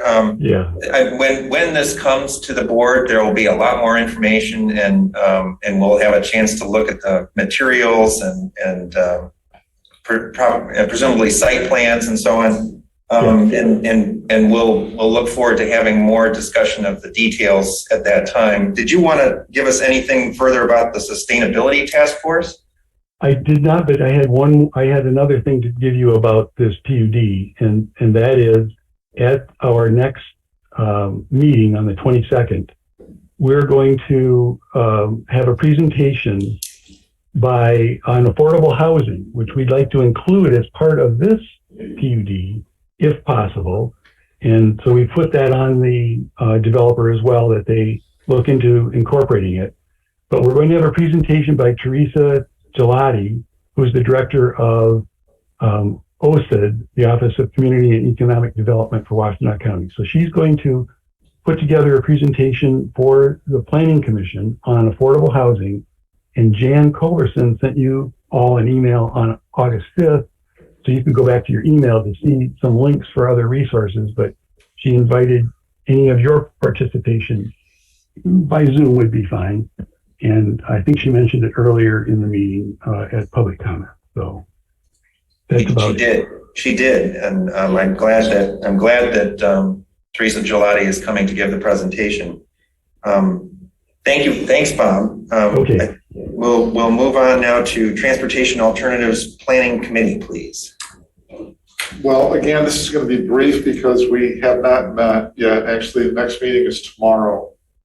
And I'll be able to give some more detailed report at that time. But I can mention that the agenda that we'll be discussing at tomorrow's meeting is going to look at some engineering services for the pathway between Dexter Huron Metro Park and the south entrance of Van Curler. There's going to be a discussion about the pathways evaluation system that is determining where is the most appropriate place to put pathways. There'll be a pros plan update and also a discussion about the proposed renewal for the roads and pathways millage. There's also going to be an update on some of the grants that are underway, including the grant that is going to help us put amenities in Marshall Park. As you know, the pavilions are largely built, but we still need the amenities like benches and picnic tables and things like that. And then one of the other major items that will be discussed is the Trailwoods paved pathway, as well as the Park Road paving update. So our next meeting, I'll be able to give much more detail about all these individual items. Thank you. Element report. Trustee Noel. Okay. We did not have a card meeting this month because of the election. The Scio Township residential well sampling is supposed to occur the week of August 22nd. And 64 homes will be tested with the 522 method to detect dioxane. I wanted to speak briefly about another issue that has evolved over the last week related to the chromium release in the Heron River. Thank you. And there is an update almost daily on the City of Ann Arbor website under the Utilities Department link. And there's a link specific to the chromium release update. So you can get the most recent information by going there. I went there this afternoon. Their last update states that testing was conducted on Saturday on 55 locations from Wixom, the site of the release, down to Barton Pond. There were no detectable levels of either hexavalent chromium or total chromium. So that's the most recent news we have on it right now. There was information, I think like 5 or 6 days ago, that stated that it would take approximately 2 weeks for the contamination to reach Barton Pond. So it isn't thought to be in our area yet. So what do you recommend we do in terms of notifying our water customers or next steps for us? Okay, I was just gonna get to our water customers. I spoke to Steve Wagowski yesterday to get a summary of the current number of residences and businesses in Scio Township on municipal water. And there are approximately 3,000 residences and businesses on municipal water. So right now, the recommendations are not to do anything yet because we don't know what's going to happen. So the City of Ann Arbor is getting some new equipment for monitoring it. I believe it was supposed to be there today or tomorrow. That's all I know in terms of what Ann Arbor is going to be doing. But their website is the most up-to-date in terms of current information. Eagle has some information on their website also. Can it be filtered out? I do not know. I don't think so, but I don't know that for sure. I think, oh, wait a minute. It's a chemical process to treat it. Yeah, but it's not a filtration process. And is Ann Arbor equipped to do that? Not yet. To my knowledge, not yet. I mean, we should, I think, be in touch with Ann Arbor. I'm sure they know it's important, but on behalf of our customers. That's I mean, fair. I don't know what resources they need or political support, but. Well, their city council just authorized money to pursue legal action against the company. Mm-hmm. So Will and I were talking about this yesterday. Mm-hmm. This is all still evolving. Nothing has happened yet. I've talked to their utilities director many times about dioxane. I can call him and try to get some of these questions, more specific questions answered. I'm willing to do that. Great, thank you. Okay. I also want to update a bit on the roads committee. Oh, wait, before you leave Gelman, share what's going to happen with their water tower. I think people will find it interesting. Yeah, it's interesting. So there is an empty water tower on the Gelman site, and it's going to come down. There was a meeting with the county, Will, myself, the person who's going to, the demolition person, and it's going to be taken down and removed from the site. It is not a currently active water tower. There is no water in the tower, and the lines leading to the tower have been capped. So, but there are all these steps that the county has to go through, and the demolition person has to go through in removing the water tower. And when it comes down, it's going to come down like a tree. Yeah. So there's enough room around it to allow for that demolition method. So I just thought. You thought that was interesting. Well, I thought people who are interested in that kind of stuff, you know, I had an uncle who drove to look at train wrecks, you know, whenever there was a train wreck. This is. I'll take my kids. Yeah. Kids, I think, you know, it's the kind of thing, if you have kids, you know, they might, you know, want to remember that, you know, the water tower, you know, when it came down, you know. Okay. So please go forward with the Roads Advisory Committee. Okay. So we had a meeting last Wednesday.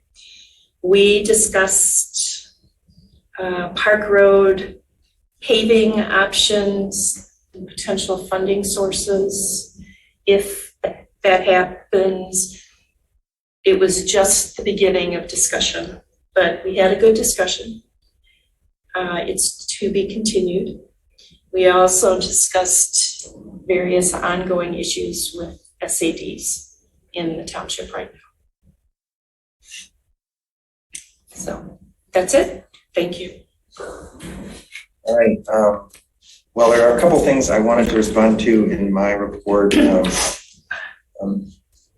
Things that you raised, Clerk Flintoff. One item, you mentioned that there was no support in 2021 from the board for financial consultants, and that's not actually true. We did approve funding for financial consultants. We did approve also a request for additional temporary part-time staffing for the finance department. So that's important to keep in mind.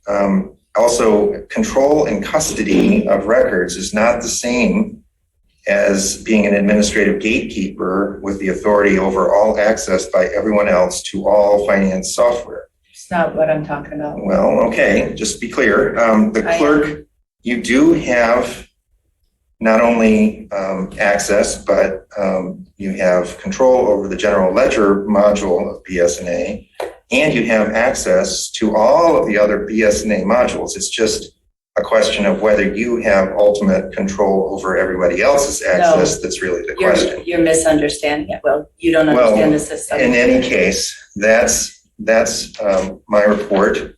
Yes. Now let's move on Inaccurate. to the consent agenda. Is someone prepared to move the consent agenda as amended?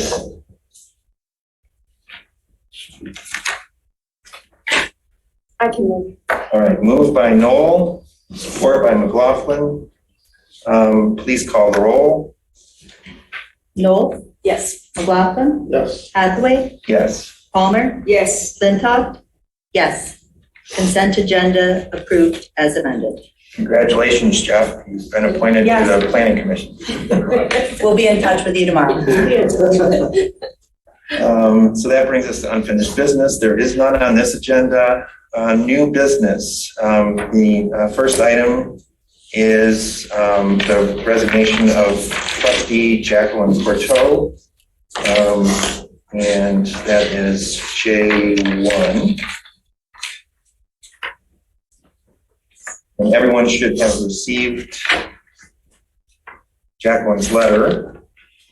And we all send our good wishes to her and her family during this difficult time for them. And I personally want to thank Trustee Corto for her service. She's worked on a whole raft of different projects and moved a lot of important things forward. I personally value her professional expertise when we've ever had issues involving the environment. I know the Land Preservation Commission is going to miss her having her expertise as part of that body. And I know we all heard earlier from the Planning Commission that they missed having her on the Planning Commission, and I know that's a lot of work. So I want to thank Trustee Corto and move to accept her letter of resignation using the model motion. Is there a second? Second. So we have a second by Trustee McLaughlin. Is there further discussion? Yes, I want to personally say thank you, Jackie, for your service. And I understand, timing is everything. And so respect your reasons for resignation and wish the best for your family. I will say, again, I'd prefer you not make motions before we discuss them.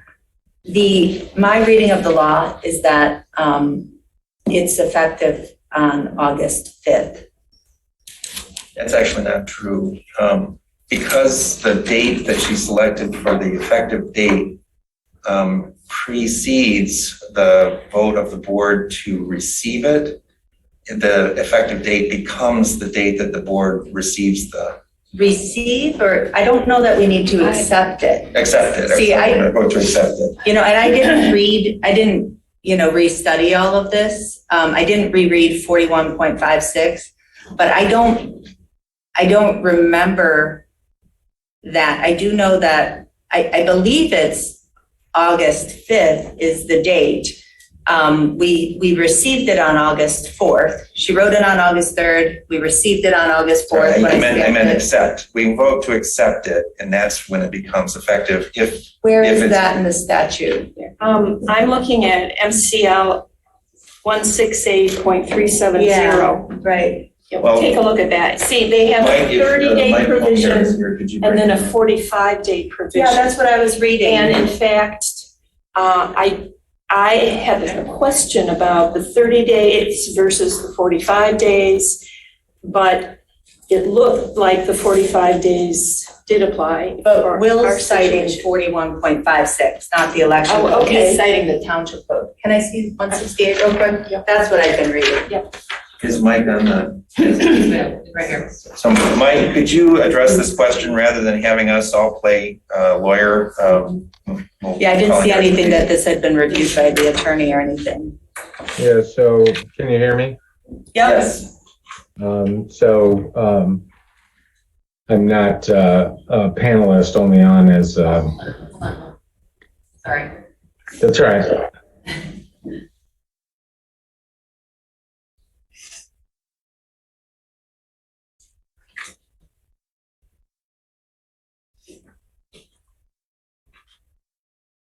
All right, so 41.56 says resignation of all officers shall be in writing, signed by the officer resigning and addressed to the township board and shall be delivered and filed by the township clerk.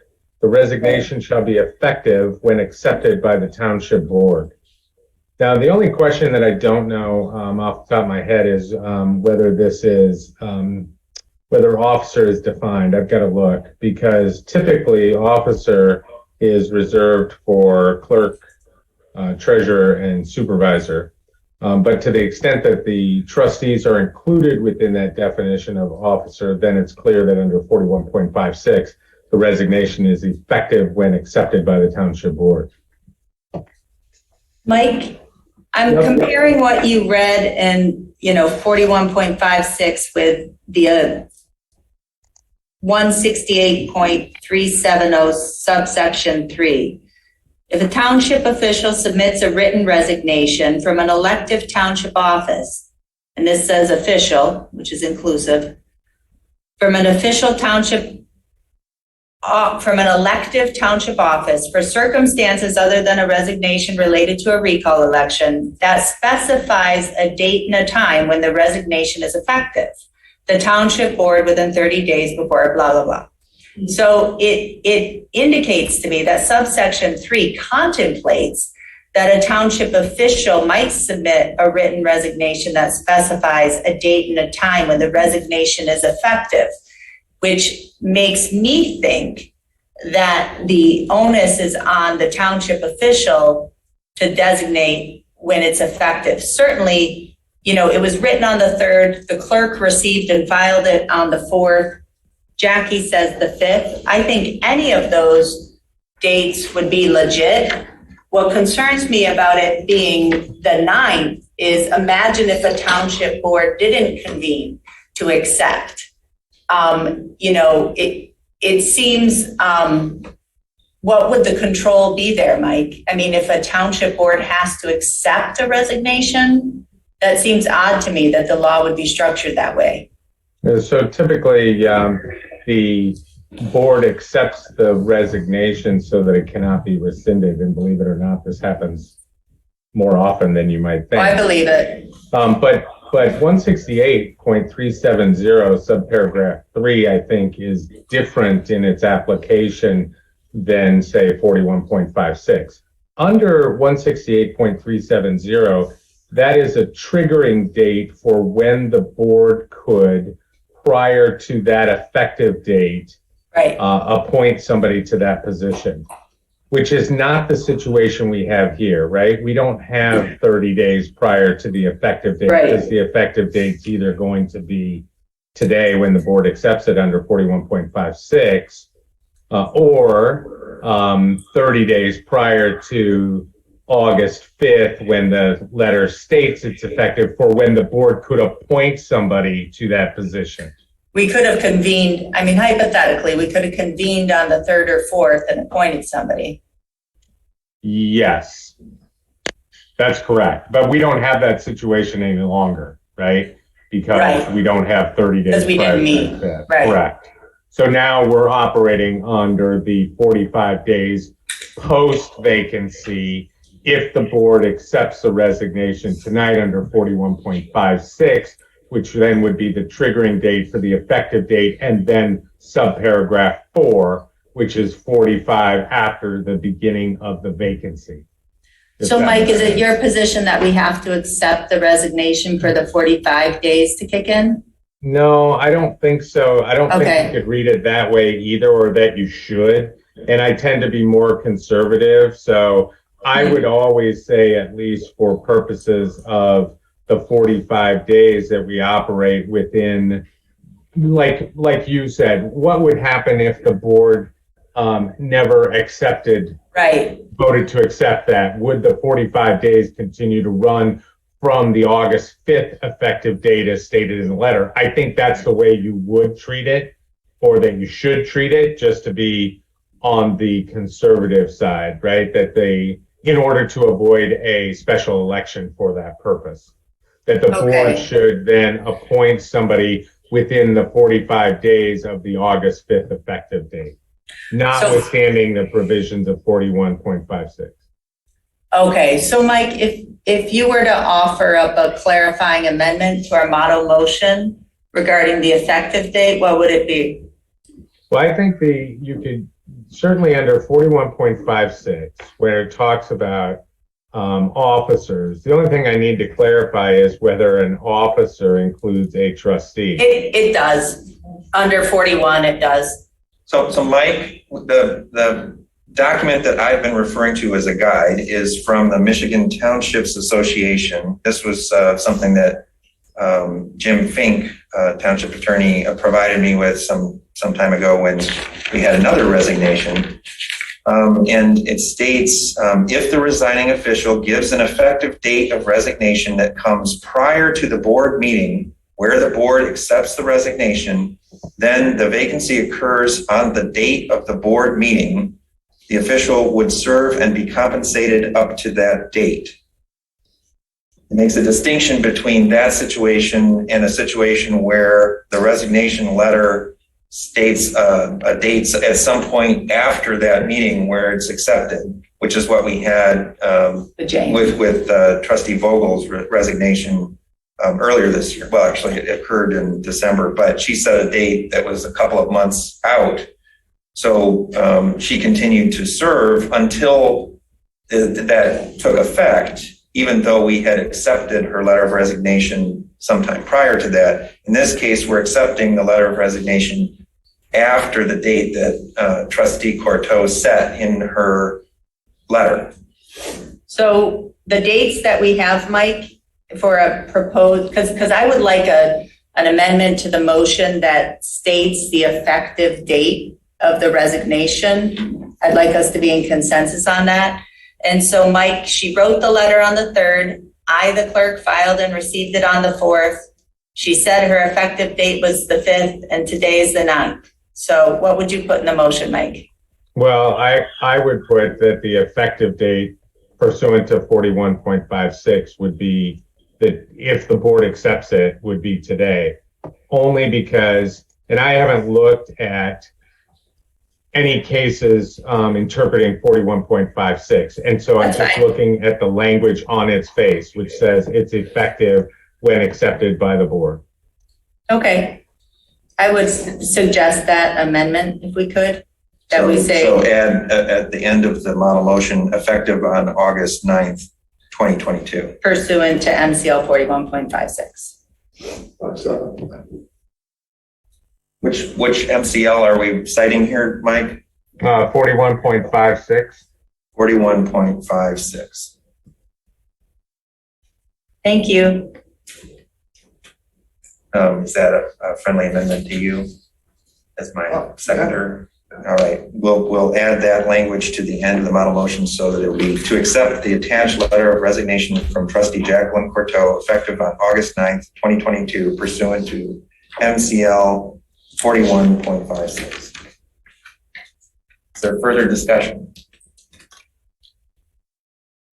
In that case, please call the roll. Noel, Yes. McLaughlin, Yes. Hathaway, Yes. Palmer, Yes. Flintoff, yes. Motion passes 5-0. I'd like to make a comment about this issue. All of these words that we have to deal with, the most important thing is the respect of the person that made the decision, for whatever reason, to give up her position.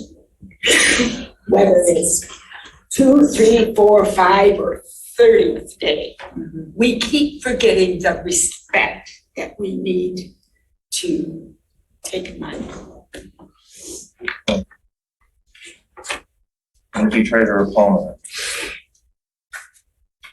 Well, the next item is, was prepared by Jim Murdy, and I hear what the clerk is saying, but I am going to make the model motion to create an ad hoc appointments committee consisting of the township supervisor, clerk, treasurer, and administrator to receive and review applications for a township board trustee position from interested township residents who file an online application, including both a cover letter and resume, by a deadline of 11:59 p.m.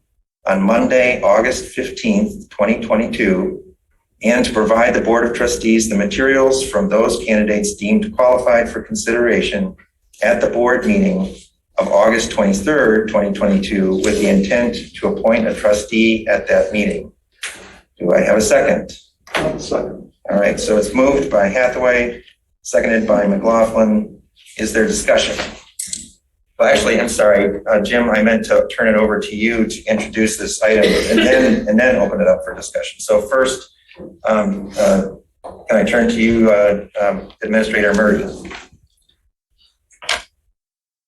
Well, I think you introduced it quite nicely, Will. Oh, all right. I can't think of anything to add, but thank you for that. All right. Well, there is further information that is in the background that you provided with the agenda item, and so we may refer to that, and there may be questions for you later on. I think actually Trustee Noel's hand was up. She can go first. All right. Clerk Flintoff. So based on our experience last time, I mean, one, I just want to acknowledge again, David Rowley, the first time we have ever had a public process for such an appointment. And I know, Jim, you're trying to build upon this. So I want to suggest some improvements based on our last experience. One, the ad hoc appointments committee is just an extra step. I think it should be done away with. And this is such a short timeline. And particularly, Jim Murdy, I don't know where you got that deemed qualified mushy language, but that puts it all into kind of a shroud of secrecy. So unless this is an OMA compliant committee, which I think it would be, given the way this is written, I don't know if that was your intention, Will, I would suggest cutting the committee, because there's nothing that Will and Donna and I are gonna discuss, vet, understand, know about, that the whole board shouldn't be vetting. And it's such a short timeline, it just muddles the process. I would suggest applications, resumes, whatever questions we want to ask of people be put out. We have a deadline, all the information comes back to the board, and we do interviews of everybody at a board meeting, and we make a decision. But this is a whole board decision, and I really don't think there's any value added for the three of us to first discuss something that, again, we're going to be discussing, particularly, you know, given that we only have a week for people to submit information. And then I guess we would do all the interviews on August 23rd. What I don't like about the language as you have it written, Jim Murdy, is this allows things to slip through the cracks. As this is currently written, it doesn't say all applications, all applicants will be made public. It sounds to me that you would expect you, Will, Donna, and me to narrow down the group. Is that correct, Jim? No, this was based on the experience from the last time. The instructions clearly say that you will submit a resume and a cover letter by 11:59 on Monday, August 15th. Yeah, I don't. Somebody who does not have a cover letter, doesn't provide a resume, and or is after 11:59 on Monday would be disqualified based on this. I don't think there was any language intended other than that, or any intent other than that to disqualify it. Okay. Well, wait, Jim. So Jim, because it says all. Wait. Well, no, I just want to highlight what I'm talking about. So Jim, it says those candidates deemed qualified. Yes, that's what I was going to address. What does so it mean Jim, from that language, Jim? When you and I spoke about this, Oh, we also Jim. talked about the other qualifications under statute, which would be that someone has to be an elector. So that means they have to be 18 years of age at least and registered to vote in Scio Township. Eligible. And have, it says registered to vote actually, and that they be a resident of the township for at least 30 days prior. So when it talks about the qualifications, that's my understanding of what we as a group would be reviewing with Jim and presenting to the board, is anyone who met those qualifications would be included in the pool. So The wording could be more doesn't say that. precise, Will. It's not what it says. Because remember, I had that same conclusion. So let's revise the wording so it's clear, Yeah. because it's not clear. Yeah, I mean, you guys present this stuff to the board with there's 6 lines here. Let's get it right. Well, everyone was trying to get it right. We had just not addressed some areas of questions, so let's address that and move on. And I agree with Jessica that we probably do not need an ad hoc appointments committee. I see no value. Let the entire board review all applicants. But if you're gonna review Especially if it's all coming in on the website. based on, just state the criteria. Are they residents? And do they live in Scio Township? State the criteria that you're going to use for any review, if that's what we're gonna do, and we modify the model motion. Or deemed qualified under statute. Is that what you intend, Jim Murdy? Yeah, and I think that would probably be a good, just say deemed qualified under statute. Would probably resolve that problem. Well, we do have additional qualifications in that we want a cover letter, we want a resume, and we want it by a certain time. So which aren't in the statute, so you have to be a little careful how you word that. And could we change the word those candidates to all candidates deemed qualified under statute? Is a suggestion? Sure. And the online application, Jim Murdy, were you thinking of putting questions into the online application? Or is it just to say there's a trustee position open, submit a cover letter and a resume? What were you thinking of putting online? Just a place where the resume and cover letter can be submitted. I had no intention of putting questions up there. I don't think a resume is required. I gotta say, I think that smacks of a certain, I know most of us have resumes, but not everyone does, and that's okay with me. And if somebody's been retired for 20 years and thinks, oh my gosh, I haven't done a resume, I don't even know where it is. I wouldn't want that to discourage somebody if they can put forth all of what they have to say in their cover letter. I want a cover letter and any attachments if they wish, but certainly I don't think a resume is required. I think people who provide more information, I'll look more favorably upon. More is more, but I don't think we have to require particular documents. Well, I disagree. I think we should know something. I think we should ask people to put in the effort if it's that much of a burden for somebody to list all of their accomplishments. If they're retired, they can put it in a simple list. That's enough of a resume. It's a summary that we can look at, and it helps us to compare the candidates. If we get just cover letters, then it makes it much more difficult to compare people. And I would prefer to have the language as it is. I also don't want to leave it like, just attach anything you like, which is sort of implied by what you just said. That is not what we need. We don't need people saying, oh, here's my dissertation from 20 years ago. Well, I mean, that would also tell me something about a candidate. It certainly would, and I don't think that we need to invite that. So I would like to keep it as it is, and that will allow us as a group to evaluate the candidates and compare them more easily than to sort of just open it up to whatever people want to do. I would support keeping the resume requirement in there too. I think I'd like to say resume or list, whatever it is, resume or CV or list of employment, whatever it is.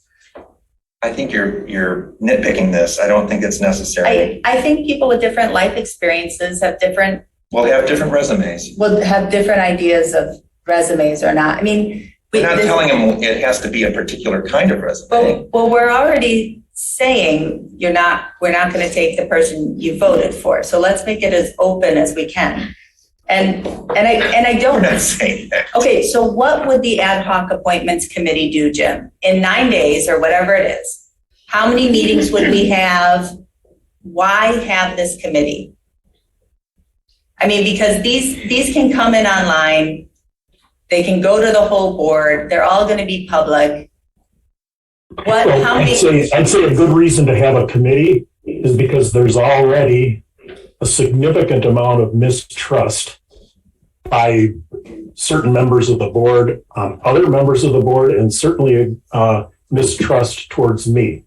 So I think it's a good idea, if nothing else, that the 3 officers and me go through and make sure that all those people or all the resumes that will be passed on to the board meet the qualifications both statutorily and that there's a resume, cover letter, and that it's on time. This way there's no accusation that somebody accidentally lost a resume.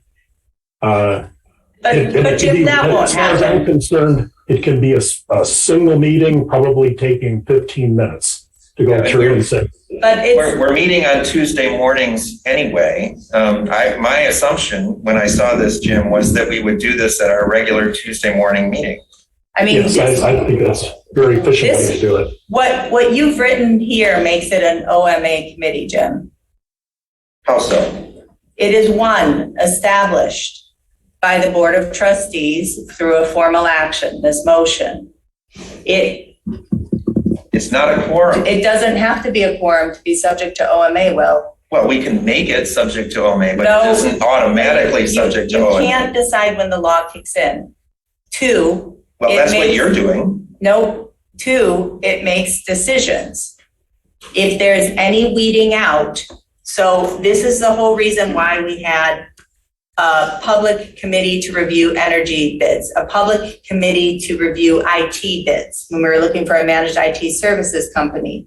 This is why the zoning ordinance amendment committee is not subject to OMA and why this is. So for example, if this committee were to take, let's say we receive 10 resumes, which Jim, they're all logged by CMS and they're all there.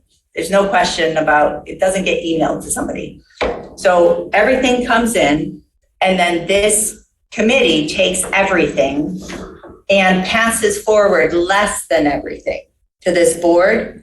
That's a decision. Jim Fink has counseled us on this time and time again.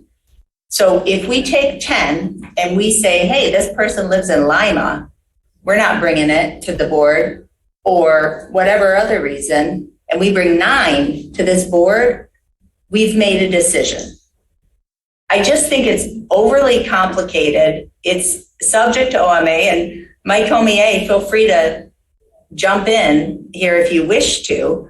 But I'm quite certain it is created by a formal motion, and it would be making a decision by narrowing. And so why narrow at all? Why not bring all of it? I disagree on your definition of making a decision. The board, this group, would basically be looking at the materials that arrived, when they arrived, and the candidates' qualifications as electors, and agreeing that they meet all of those requirements, right? That's not making a decision. It's just looking at the information. What would we do with one that doesn't? Well, I guess we could bring the ones that are rejected and we can share those as well. And we can say, these are the ones that we evaluated and deemed to be not meeting the requirements of coming in on time, having all the materials, or being an elector of, I mean, if someone doesn't live in Scio Township, why on earth would we put them forward to serve as a member of the board? Well, 100%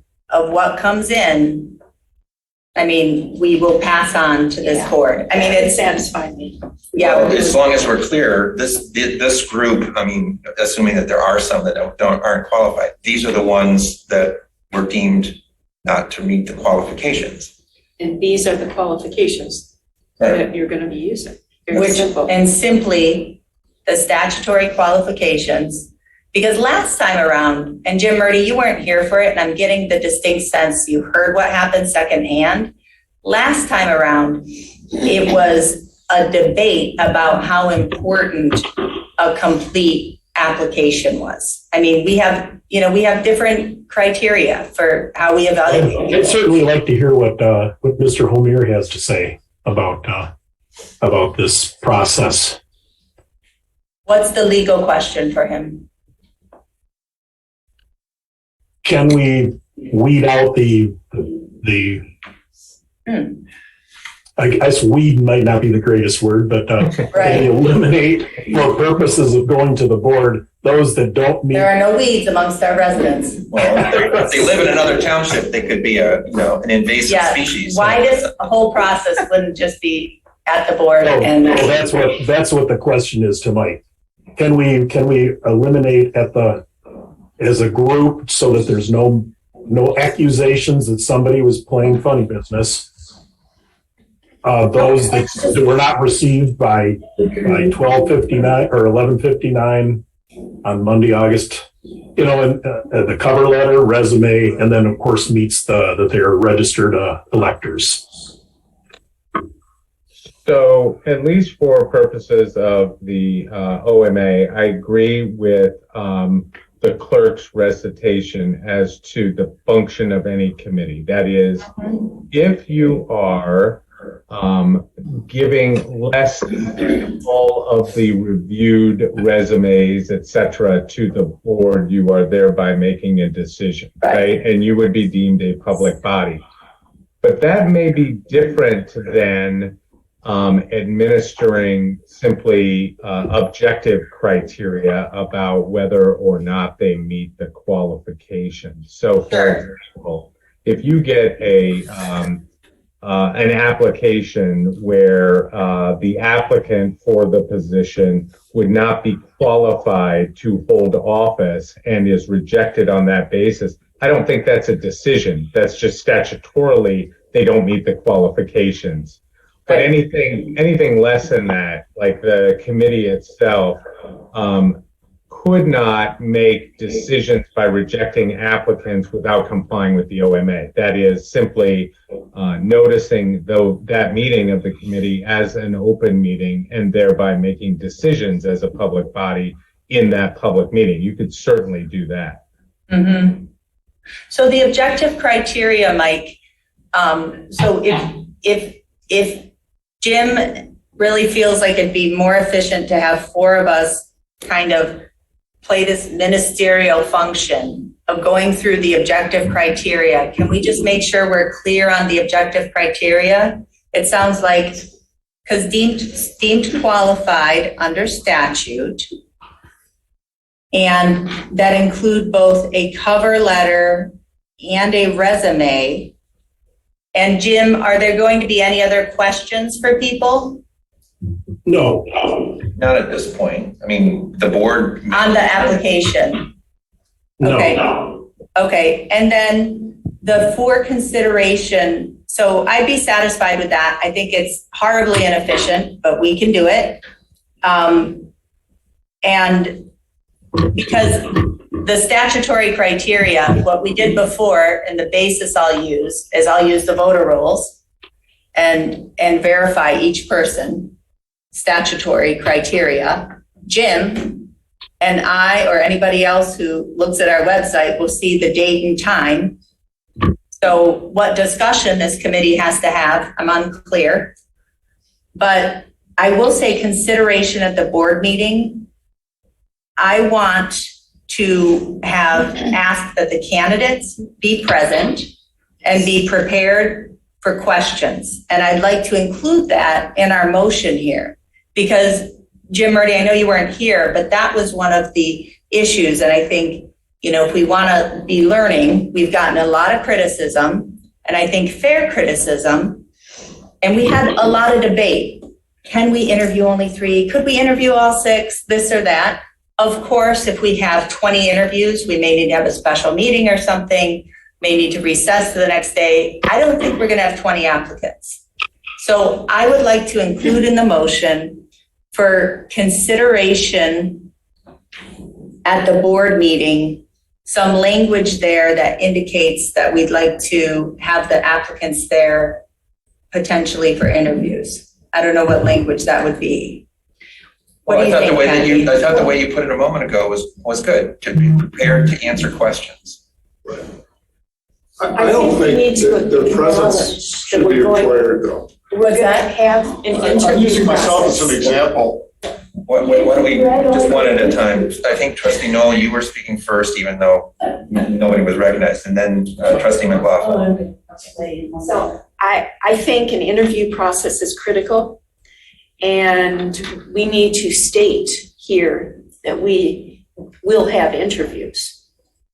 I'm fine with just stating it. I don't know that we have to go beyond that, but I think we need the option for some give and take with the applicants. Mm-hmm. And that will help me in making a decision, and they definitely need to be present. Yeah. Well, what if someone can be present remotely at the meeting? Are we going to require them to be present, physically present? I think they should be physically present. Why? What is the advantage of that? That gives us the advantage of observing them in give and take with questions and answers. Well, and that can be very valuable. We could have them visible, participating remotely. I'm worried about, eliminating someone as a candidate simply because for whatever reason they couldn't be present. What if they can't come to an interview? Are they going to want to come to board meetings? What if it's someone who has COVID, right? And are we eliminating someone who's recovering from COVID? No, because they'd be covered by the ADA.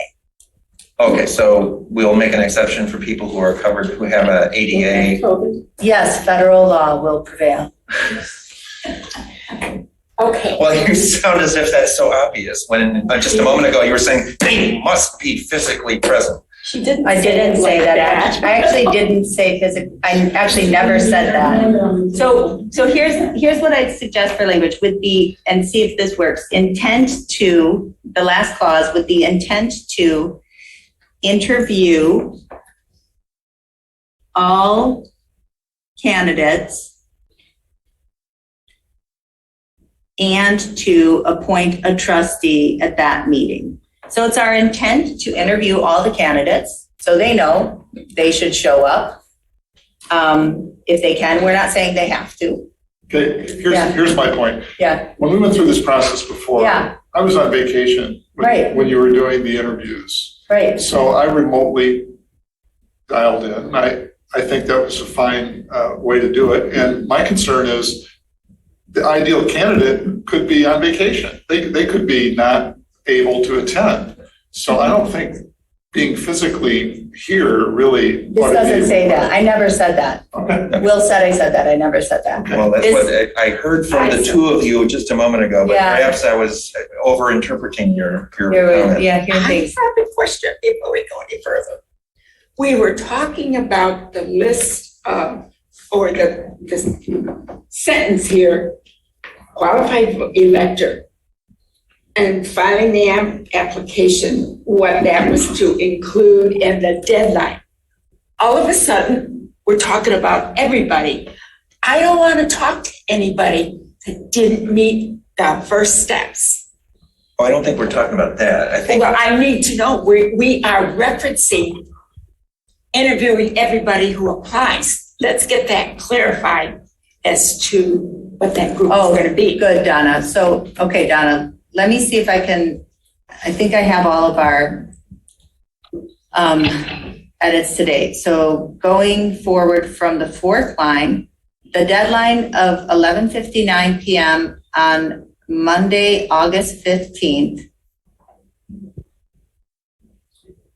To receive and review applications that are received. So Donna, that limits it to those that are received by the deadline. What about the cover letter or something about these people? That's what it says. So it says who file an online application, including both a cover letter and resume, by a deadline of 11:59 p.m. on Monday, August 15th. Okay. And to provide the Board of Trustees the materials from all candidates deemed qualified under statute for consideration at the board meeting of August 23rd with the intent to interview all qualified candidates and to appoint a trustee at that meeting. Okay, but who's going to check the list? Did they do this? Do they have this? That's what you and I and So the we are clerk, still we're talking still about doing that that. That's small still there, even though it's horribly inefficient. Well, we're going to do that. Well, basically, it's all computer generated, but we can meet about it. Oh, it has to be. You know, it's all, I mean, it's fine. There's just not much to discuss, so I would. There really isn't that much to it. It won't be a long meeting, hopefully. You don't know that. Well, we don't know that, but it doesn't have to be. It should be pretty straightforward because we're not making subjective decisions. We're making objective. We should be able to pass on all the information to the board by the end of the day on the 16th. Yes. Okay. I have a basic question for Jim Murdy. Is the website up and running to accept these applications like tomorrow? I believe it's been up and running the whole time because it's up and will accept committee members and board members. Jim? Two attachments. Jim? It didn't work before. So Jim, you what you got to do, we need to make a go live time. You let us know, Jim, and if you need help with the forms, you know, Christy and Fran and Mary and me and some other people know how to use them. But there is a form that we used before for the trustee. So it's not just the regular committee. We had a little blurb. So please work with somebody on that and state what needs to be included, because what happened before was we used the generic form and it didn't state cover letter and resume. And then it was some people on this board got very prickly that not everybody had a resume. And that was not so important to me.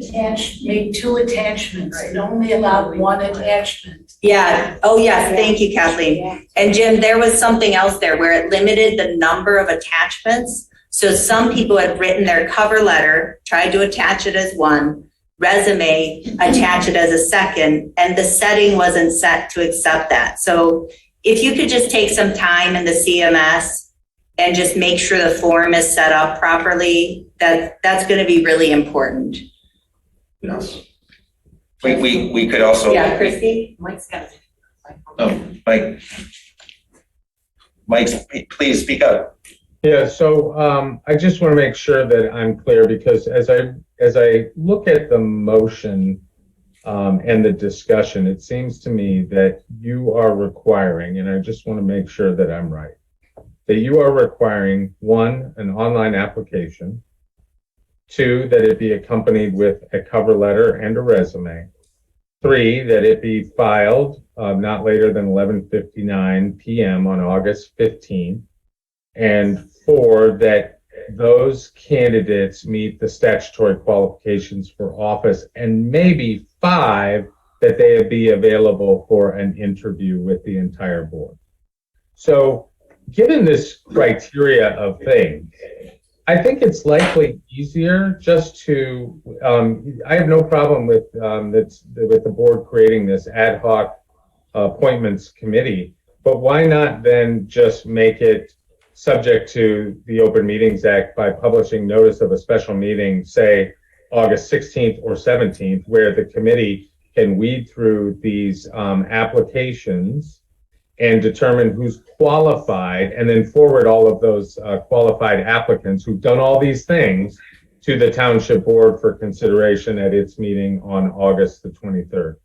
Sure. And Mike, also, our website is ADA compatible, compliant, I'm pretty sure, according to the guidelines. But in all honesty, is there any problem with requiring an online application? Well, I don't know about problems, but let's suppose somebody's otherwise qualified and they come in and submit a written application to the office. They just drop it off. Yeah. Are we going to exclude them now for consideration? I mean, I think. I would. We better not. Well, the concern I have, Mike, is that say someone comes to Township Hall at 11:58 on Monday, August 15th, and drops their application in the Dropbox. How are we going to know that they made the deadline? We're going to make the deadline 3:59 p.m. at a time when we're here. 3:59? We close at 4. Look, and again, Jim and Will, I think again, I know, Patrick, you wish these motions were better prepared. I do too. I think that we could it doesn't have to be midnight. It can be 3:59 p.m. and an application, preferably online. But again, in terms of access, I don't think people have to submit things online. I don't think people have to submit things just in the particular, I just want to clarify that part of the reason that this is the way it is trying to follow very closely the process that we had when we were filling a vacancy on the Board of Trustees earlier this year. So many of the things, the elements that are here came from the process that David Rowley, as our township administrator, created. And yes, we can learn from that experience and we can make modifications, but to attack it as if somehow it's ill prepared when it's actually trying to follow very closely the process that we had before. But we got criticism and we've learned, and I want to see that. I know, and there's already some adjustments here. Clarity about what has to be included, clarity, about the process. Well, to attack it in the way that you are. No, I'm not attacking. Helpful. I just want things better prepared. So 3:59 p.m. Mm-hmm. That sounds good. I would just use 4 since you close at 4. Yeah, thank you. So 4 p.m. on Monday, August 15th, 2022. And then we're changing the prior line to make it file an application, preferably online. There you go. That only gives people 6 days. And then Mike, you also suggested ad hoc appointments committee. Do we say OMA or? I don't think you need to. I just think that you should notice it. You give notice as a public meeting on either the 16th or 17th to review the qualifications of those applications submitted. That will allow you then, without any problem, to make decisions about who's qualified and who isn't. Exactly. And then forward those that are qualified to the board. Perfect. All right, so we'll just hold our regular meeting and we'll notice it and we'll hold it here so that people can observe and attend, I suppose, if they want to. but we don't need to put that in the motion. Okay. All right, so let me read this back and see if I've got it. To create an ad hoc appointments committee consisting of the township supervisor, clerk, treasurer, and administrator to receive and review applications for a township board trustee position from interested township residents who file an application, preferably online, including both a cover letter and resume, by a deadline of 4 p.m. on Monday, August 15th, 2022, and to provide to the Board of Trustees the materials from all candidates deemed qualified under the statute for consideration at the board meeting of August 23rd, 2022, with intent to interview all qualified candidates and appoint a trustee at that meeting. Does that capture all of what we talked about? Yes, I just have one more improvement. Instead of township board trustee, it's just township trustee. No board. The position is township trustee. Right. Which line are you? Line 2. Line 2, I see. Township trustee. All right. For a township trustee position, et cetera, et cetera. All right. Are those changes acceptable to you? All right. Those are acceptable to me. I have one more question for you.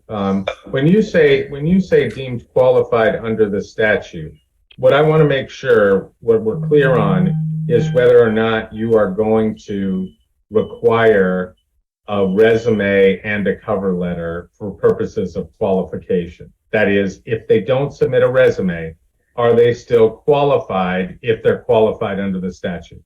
Yeah, I didn't hear thank you, Mike. I did not hear the resume and cover letter as part of that motion. Maybe I just missed it.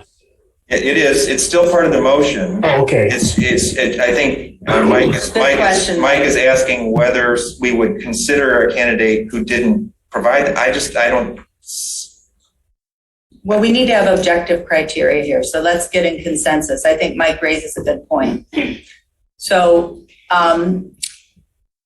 we say interested township residents who file application, preferably online, including both a cover letter and resume. So what we've done is create a committee to receive and review applications that include a cover letter and resume. How about if we just replace the word materials with the cover letters and resumes from all candidates deemed? That doesn't do it. No? How so? Because Mike's point is a good one. It's what does qualified? I think you should just cut cover letter and resume. I agree. And that people that submit cover letters and resumes can do so, and the board can decide whether or not they're qualified without those things. I'm not sure. If somebody includes one, great. If somebody doesn't include one, then you can take that into consideration about their expertise and experience in determining who you might want to appoint. I agree. Okay, so someone could apply simply by putting their name on a piece of paper and not submit either a cover letter or a resume. And if they were an elector, a resident of Scio Township, we would still include them, but there would just be nothing besides their name. Correct. And the fact that they were an elector. When you refer to online application, are you referring to a specific form? Jim is saying there would be no questions as part of the form, Mike. Jim is saying the online application would simply be a request for a cover letter and resume.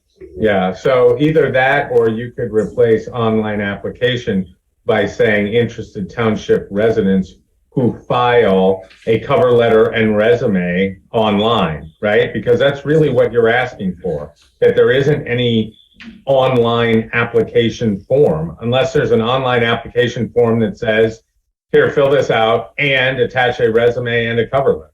That's what we did before. We have such a form, a standard form on our website all the time for people who want to serve on a board or a commission. But so Mike, but it's a form just like, name, phone number and stuff. So I see your point. I think we just need to say, I agree with Mike. We either need to just cut cover letter and resume, or file, or we just say file a cover letter and resume. We have to know something. Name. I just want to make sure that people are Rank and clear serial. about what it is that they are required to submit, otherwise they're not qualified. Right, and that was the criticism we got last time, Mike, is we said after the fact that a certain thing was important, but it wasn't clearly required. So it's probably safer to say who file an application, preferably online, and then cut cover letter and resume. And then in the application, Jim, you can say, please attach cover letter, resume, anything else you think helpful to help us understand your interest and experience. Well, that sort of puts people at a disadvantage who choose to apply without going online, which we're making an option, because they won't get that instruction. Because they won't see it. They will, because we'll have a paper application that says that. Jim will make the application, and then we'll have a paper application that has the exact same instruction. Okay, so people coming to the counter presumably would be handed that. Mhm. Same thing that they would see if they were going online. Yeah. What do you think, Jim? I think you're making sausages here. You took a relatively simple thing and you turned it into sausage. But that's just my opinion. Liabilities. But Jim, we're trying to correct the, I think, very fair criticism. I mean, correct for the mistakes we made last time. Well, I think the mistake last time with regard to the cover letter and resume is that it was stated, but it wasn't stated clearly enough and redundantly so that everyone saw it. Some people saw it and other people did not. We weren't clear if it was required or not, which is exactly Mike's point. Yeah, and so what I would say is, look, just make it clear. If you want to require it, then say it is required. If it's not required, then it's not required.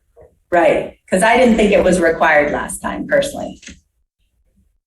So maybe it should say residents who file an application, preferably online, period. A complete application must include both a cover letter and resume and be received by a deadline of 4 p.m. on Monday, August 15th, et cetera, et cetera. I guess, and then we have to change the rest of that sentence too. These materials, the materials will be provided to all materials. Well, the materials will be provided to the Board of Trustees from all candidates deemed qualified for consideration under the statute at the board meeting of August 23rd, et cetera, et cetera.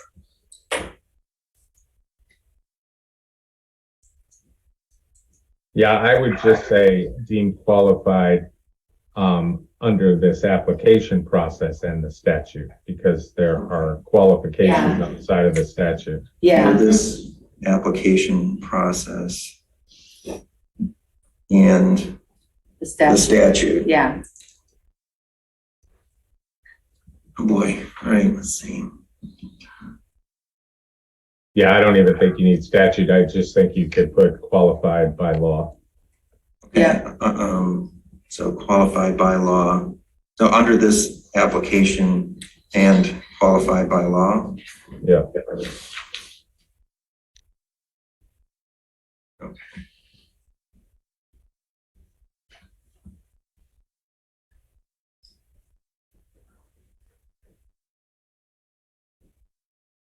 Jim, does that change your original intention? No, that, I think as long as we include a requirement for the cover letter. I mean, obviously I can't vote. I'm not a member of the board, but if I was sitting on the board, I would want to see a resume and a cover letter just before we muck up a lot of time at the board table to review people who couldn't even make that initial step. But that's just my personal opinion. You are the board, and you can listen to anybody who decides they want to put their name on an application, their name and address. But Well, no, I we think can't I think there should be a little bit of a bar, a bar of literacy, anyways. So I'll try and read it. I'll read this back, and hopefully I've captured all of the changes that we just discussed.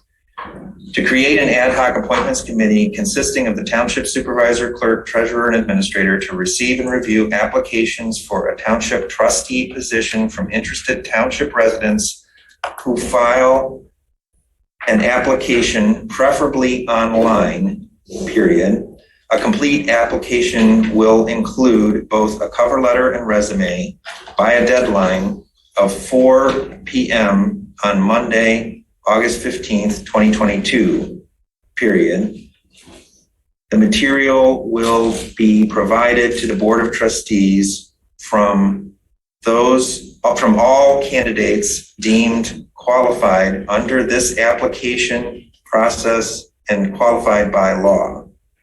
That seems kind of redundant. Deemed qualified by law and under this application Yeah, process. maybe it's better to put it that order, by law and under this application process. Period. For consideration at the board meeting of August 23rd, 2022, with intent to interview all qualified candidates and to appoint a trustee at that meeting. So not a period after process.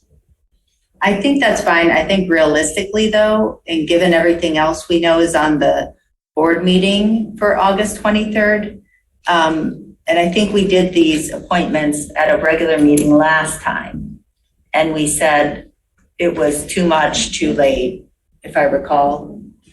I don't think we can clear the deck. We've got planning items, other items coming on the 23rd. Can we set a special meeting?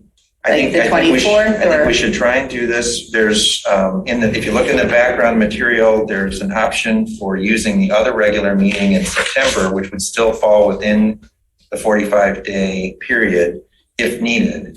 But So your calculation is September 23rd? Well, let's see. It's the second meeting, yes. Okay, so the 23rd and September 13th. I mean, the 13th is a backup. Yeah. I guess if we find that we need a special meeting, we can move in that direction. This doesn't lock us in to voting on the 23rd, but it indicates that that is our intent. That's the way I would read it.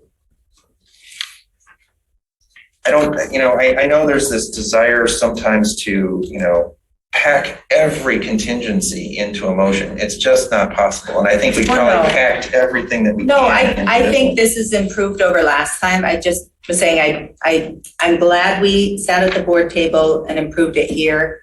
I would, I wish it were done ahead of time, but that's okay. So the board meetings, if we wait until September 13th,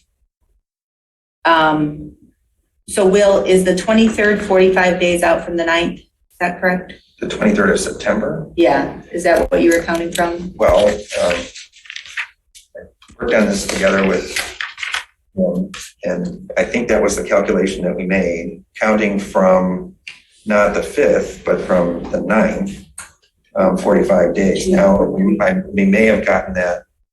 Yeah, Friday the 23rd. Okay. So we must act by Friday the 23rd. I just also want to say, we have a gap. We've had a lot of lack of attendance, and now we have a vacancy. And so I'm interested in getting somebody to get to work. So I hope that we can move forward on the 23rd. And if we need to, maybe, I don't know, Will, if you can query people's schedules for that week if needed. Because if it's, having the idea of going through this process and dragging candidates through it at 11, 12, 1 a.m., it's not kind.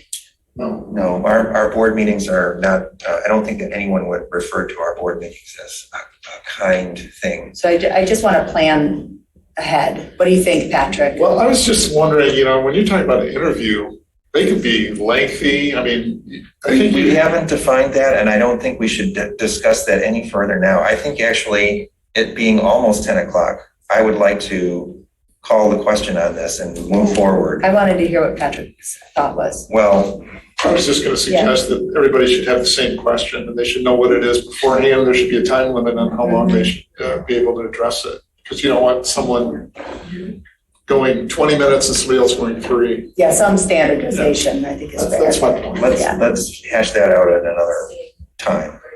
So I would like to call the roll on this, and if we can, and then. So were those all friendly amendments, Will and Patrick? I checked them with Patrick. So yes, those were our friendly amendments. It looks a little messy, but I think we got it. Yes. McLaughlin? Yes. Hathaway? Yes. Palmer? Yes. Flintoff? Yes. Motion passes 5-0. All right. That brings us to public comment.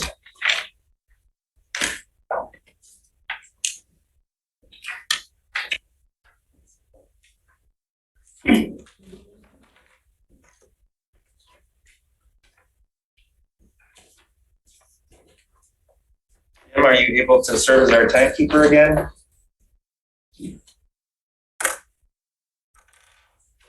Yes, I'll do that. Oh, thank you. Please proceed. Hi, Kathleen Brannigan. I have a few things. One for the folks that are on the Roads Advisory Committee. Park Ridge Road was graded today, as well as most of the roads in the neighborhood. I think those people are going to be very happy with that road. They seem to make their complaints when it was spring and it was potholes. And it got graded more than once, one time before now. Secondly, I want to talk about this application process. I thought it was incredibly unfair in the last process I engaged in it, that people were given the questions in advance. I thought it was incredibly unfair that in that situation, 3 of us thought we had to be on site. One person thought they didn't need to be on site. I take exception to that. It appeared to me that candidate read all of his answers. Those of us that were on site couldn't do that. We had to present ourselves. And that candidate was trained in broadcasting. So it certainly came off as a broadcast to me. So also the question and answer period was timed. That was fine, although Mr. Hathaway didn't let me use all of my time the way that I wanted. He cut me off as usual. Thirdly, I want to talk about a bill that was on the subject to payment today, set up for payment. A bill for Foster Swift for $5,000. It says it's in relationship to the case of the clerk versus the township. I'm just curious, have anybody else on the board been consulting with the attorney, or is that strictly going through Mr. Hathaway and Mr. Homier? I know you're not going to answer that question. So anyway, $5,000, it just keeps racking up. And then finally, let's talk about respect. Donna, you brought that up. When Mr. Hathaway cuts off his fellow board people, that is not respectful. Donna, I wish you would call that out as well. It's just really not respectful and the pounding on the table, that is very disrespectful. Thank you. One quick response. On our process, just a reminder, because Kathleen recalls something that I hadn't remembered. So David Rowley at the time, and Jim Murdy, this is for you, had instructed people to be here in person. You may not know this, Patrick. I'm sure you didn't. And so people were told to be here and they were given certain expectations. And it wasn't until we showed up, and I didn't even know that you weren't going to be there. I got the sense Will knew you weren't going to be there. But David Rowley didn't even know you weren't going to be there. I asked him. No, he didn't know. And he was, but this is important because it's about fairness. Right. And so Patrick, that's why you're hearing all of this, because, and even when I sat down, it was like, what? Like somebody's not here? And you clearly had been told it was okay not to be here. So I'm not criticizing you for that. But everyone else had been told they had to be here. And so you were treated differently. So that's all. That is the interpretation that is being imposed on this at this point. Yeah. So please go forward. It's now time for public comment. And Jillian, it's your turn. Yeah, Jillian Carey. Donna, I know you. Yeah, I have a shirt just like that. That's really pretty. But anyways, I have to thank you, Donna, for helping my neighbor. So during the day of the election, or the day before the election, I stopped by her house to say hi. Anyway, so she had said that she has 2 properties and she paid them both online through the I believe the BS&A. Mine comes out of my escrow, so I don't know how this works. So she was upset that, she noted that was on July 12th, she paid that. Both of them, one right after the other. The one property, the taxes were taken out of her bank account. And both, but the other one was not, but she received a thank you, this is paid. Both of them are paid and she had a receipt and whatnot. So she went in to pay her bills a few weeks later and noticed that the one property, the taxes had not been taken out, but she received through BS&A and on the township website, it showed that they were both paid. So you helped her. She called you and you instructed her on how to call the third party or whatever it was. Voice cloud. Yeah. So she's happy now. I mean, she's like, well, you know what? I didn't know what to do, but Donna helped me. Thank you. So when I was thinking about this, how many other taxes have been paid through this third party that has shown that they're paid, but they haven't been taken out of their bank account? Well, see, the way that works, the term is real time. You go in, you put in the information, hit the button, and it, within seconds, I'm going to say, records as paid in the tax roll.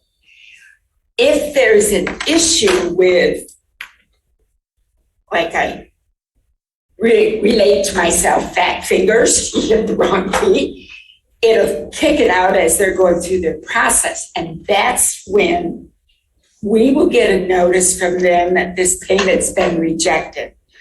And I believe also the citizen. We don't have a lot of those considering the number of people who choose that process.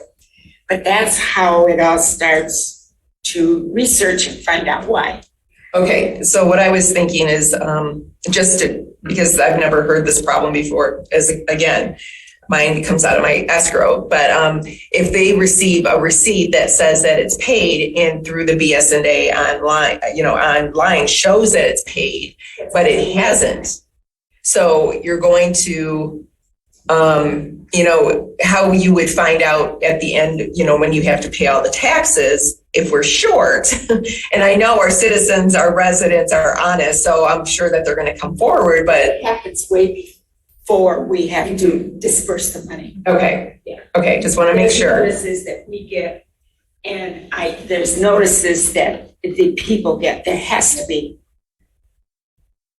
Now, I've never asked. The only thing that I tell them when we're trying to resolve it is I can't go in and do the personal piece that, well, you would do if you're going in and say, pay my tax. I emphasize that because I don't want to know your bank account number. I keep that very personal. But that's the only piece that I work out whenever there is a case and they call for help. Okay, so the third party I don't know what happened with that. I know that she talked with them, but the third party, did they let you know that it wasn't withdrawn, even though it showed it was? We get a notice saying the payment was rejected. And yes, it's already recorded, so we have to adjust our records until it's resolved. Okay, just to make sure. But anyway, thank you for helping her. Is that Jane? Yes. It was nice to work with her. Yeah, she was a nice lady. And Donna, I don't know, just an idea off the top of my head, but with the BSNA online that we get, it's obviously run by BSNA, but we direct people to it on our website. We should give some instruction to people on if they should look at that to verify receipt or not. I think we're all taught that way from kindergarten. Well, let's look at it and see if there's a way to improve it. Who's next on? Ian Boyd? Hi, Pam Boyd. So this might seem minuscule, but I believe you wrote it up the last that you were talking about Administrator Murdy. And Jim, I think you're doing a fine job, and no offense, but you're interim administrator. And I would really like this board, members of this board, to call him what he is, because somebody new who is listening into these meetings assumes then he's the administrator, and he is correctly the interim administrator. And words have meaning, and I think that should be made clear. Thank you very much. Who's next? Rob Pattinson? I'd just like to thank the supervisor for putting the fire chief first on the agenda tonight to get his report over and out of the way so that he can go back to work. That shows some respect, and I appreciated that. And then in terms of our legal billing, as of May, we were at $45,000. In June was $11,000, and tonight is another $5,000. So we're at $61,000 this year in new legal fees. Thank you. As of right now, there are no hands raised. Motion to adjourn? Moved by McLaughlin, support by Palmer. All those in favor say aye. Aye. Those opposed? We are adjourned at 10:01.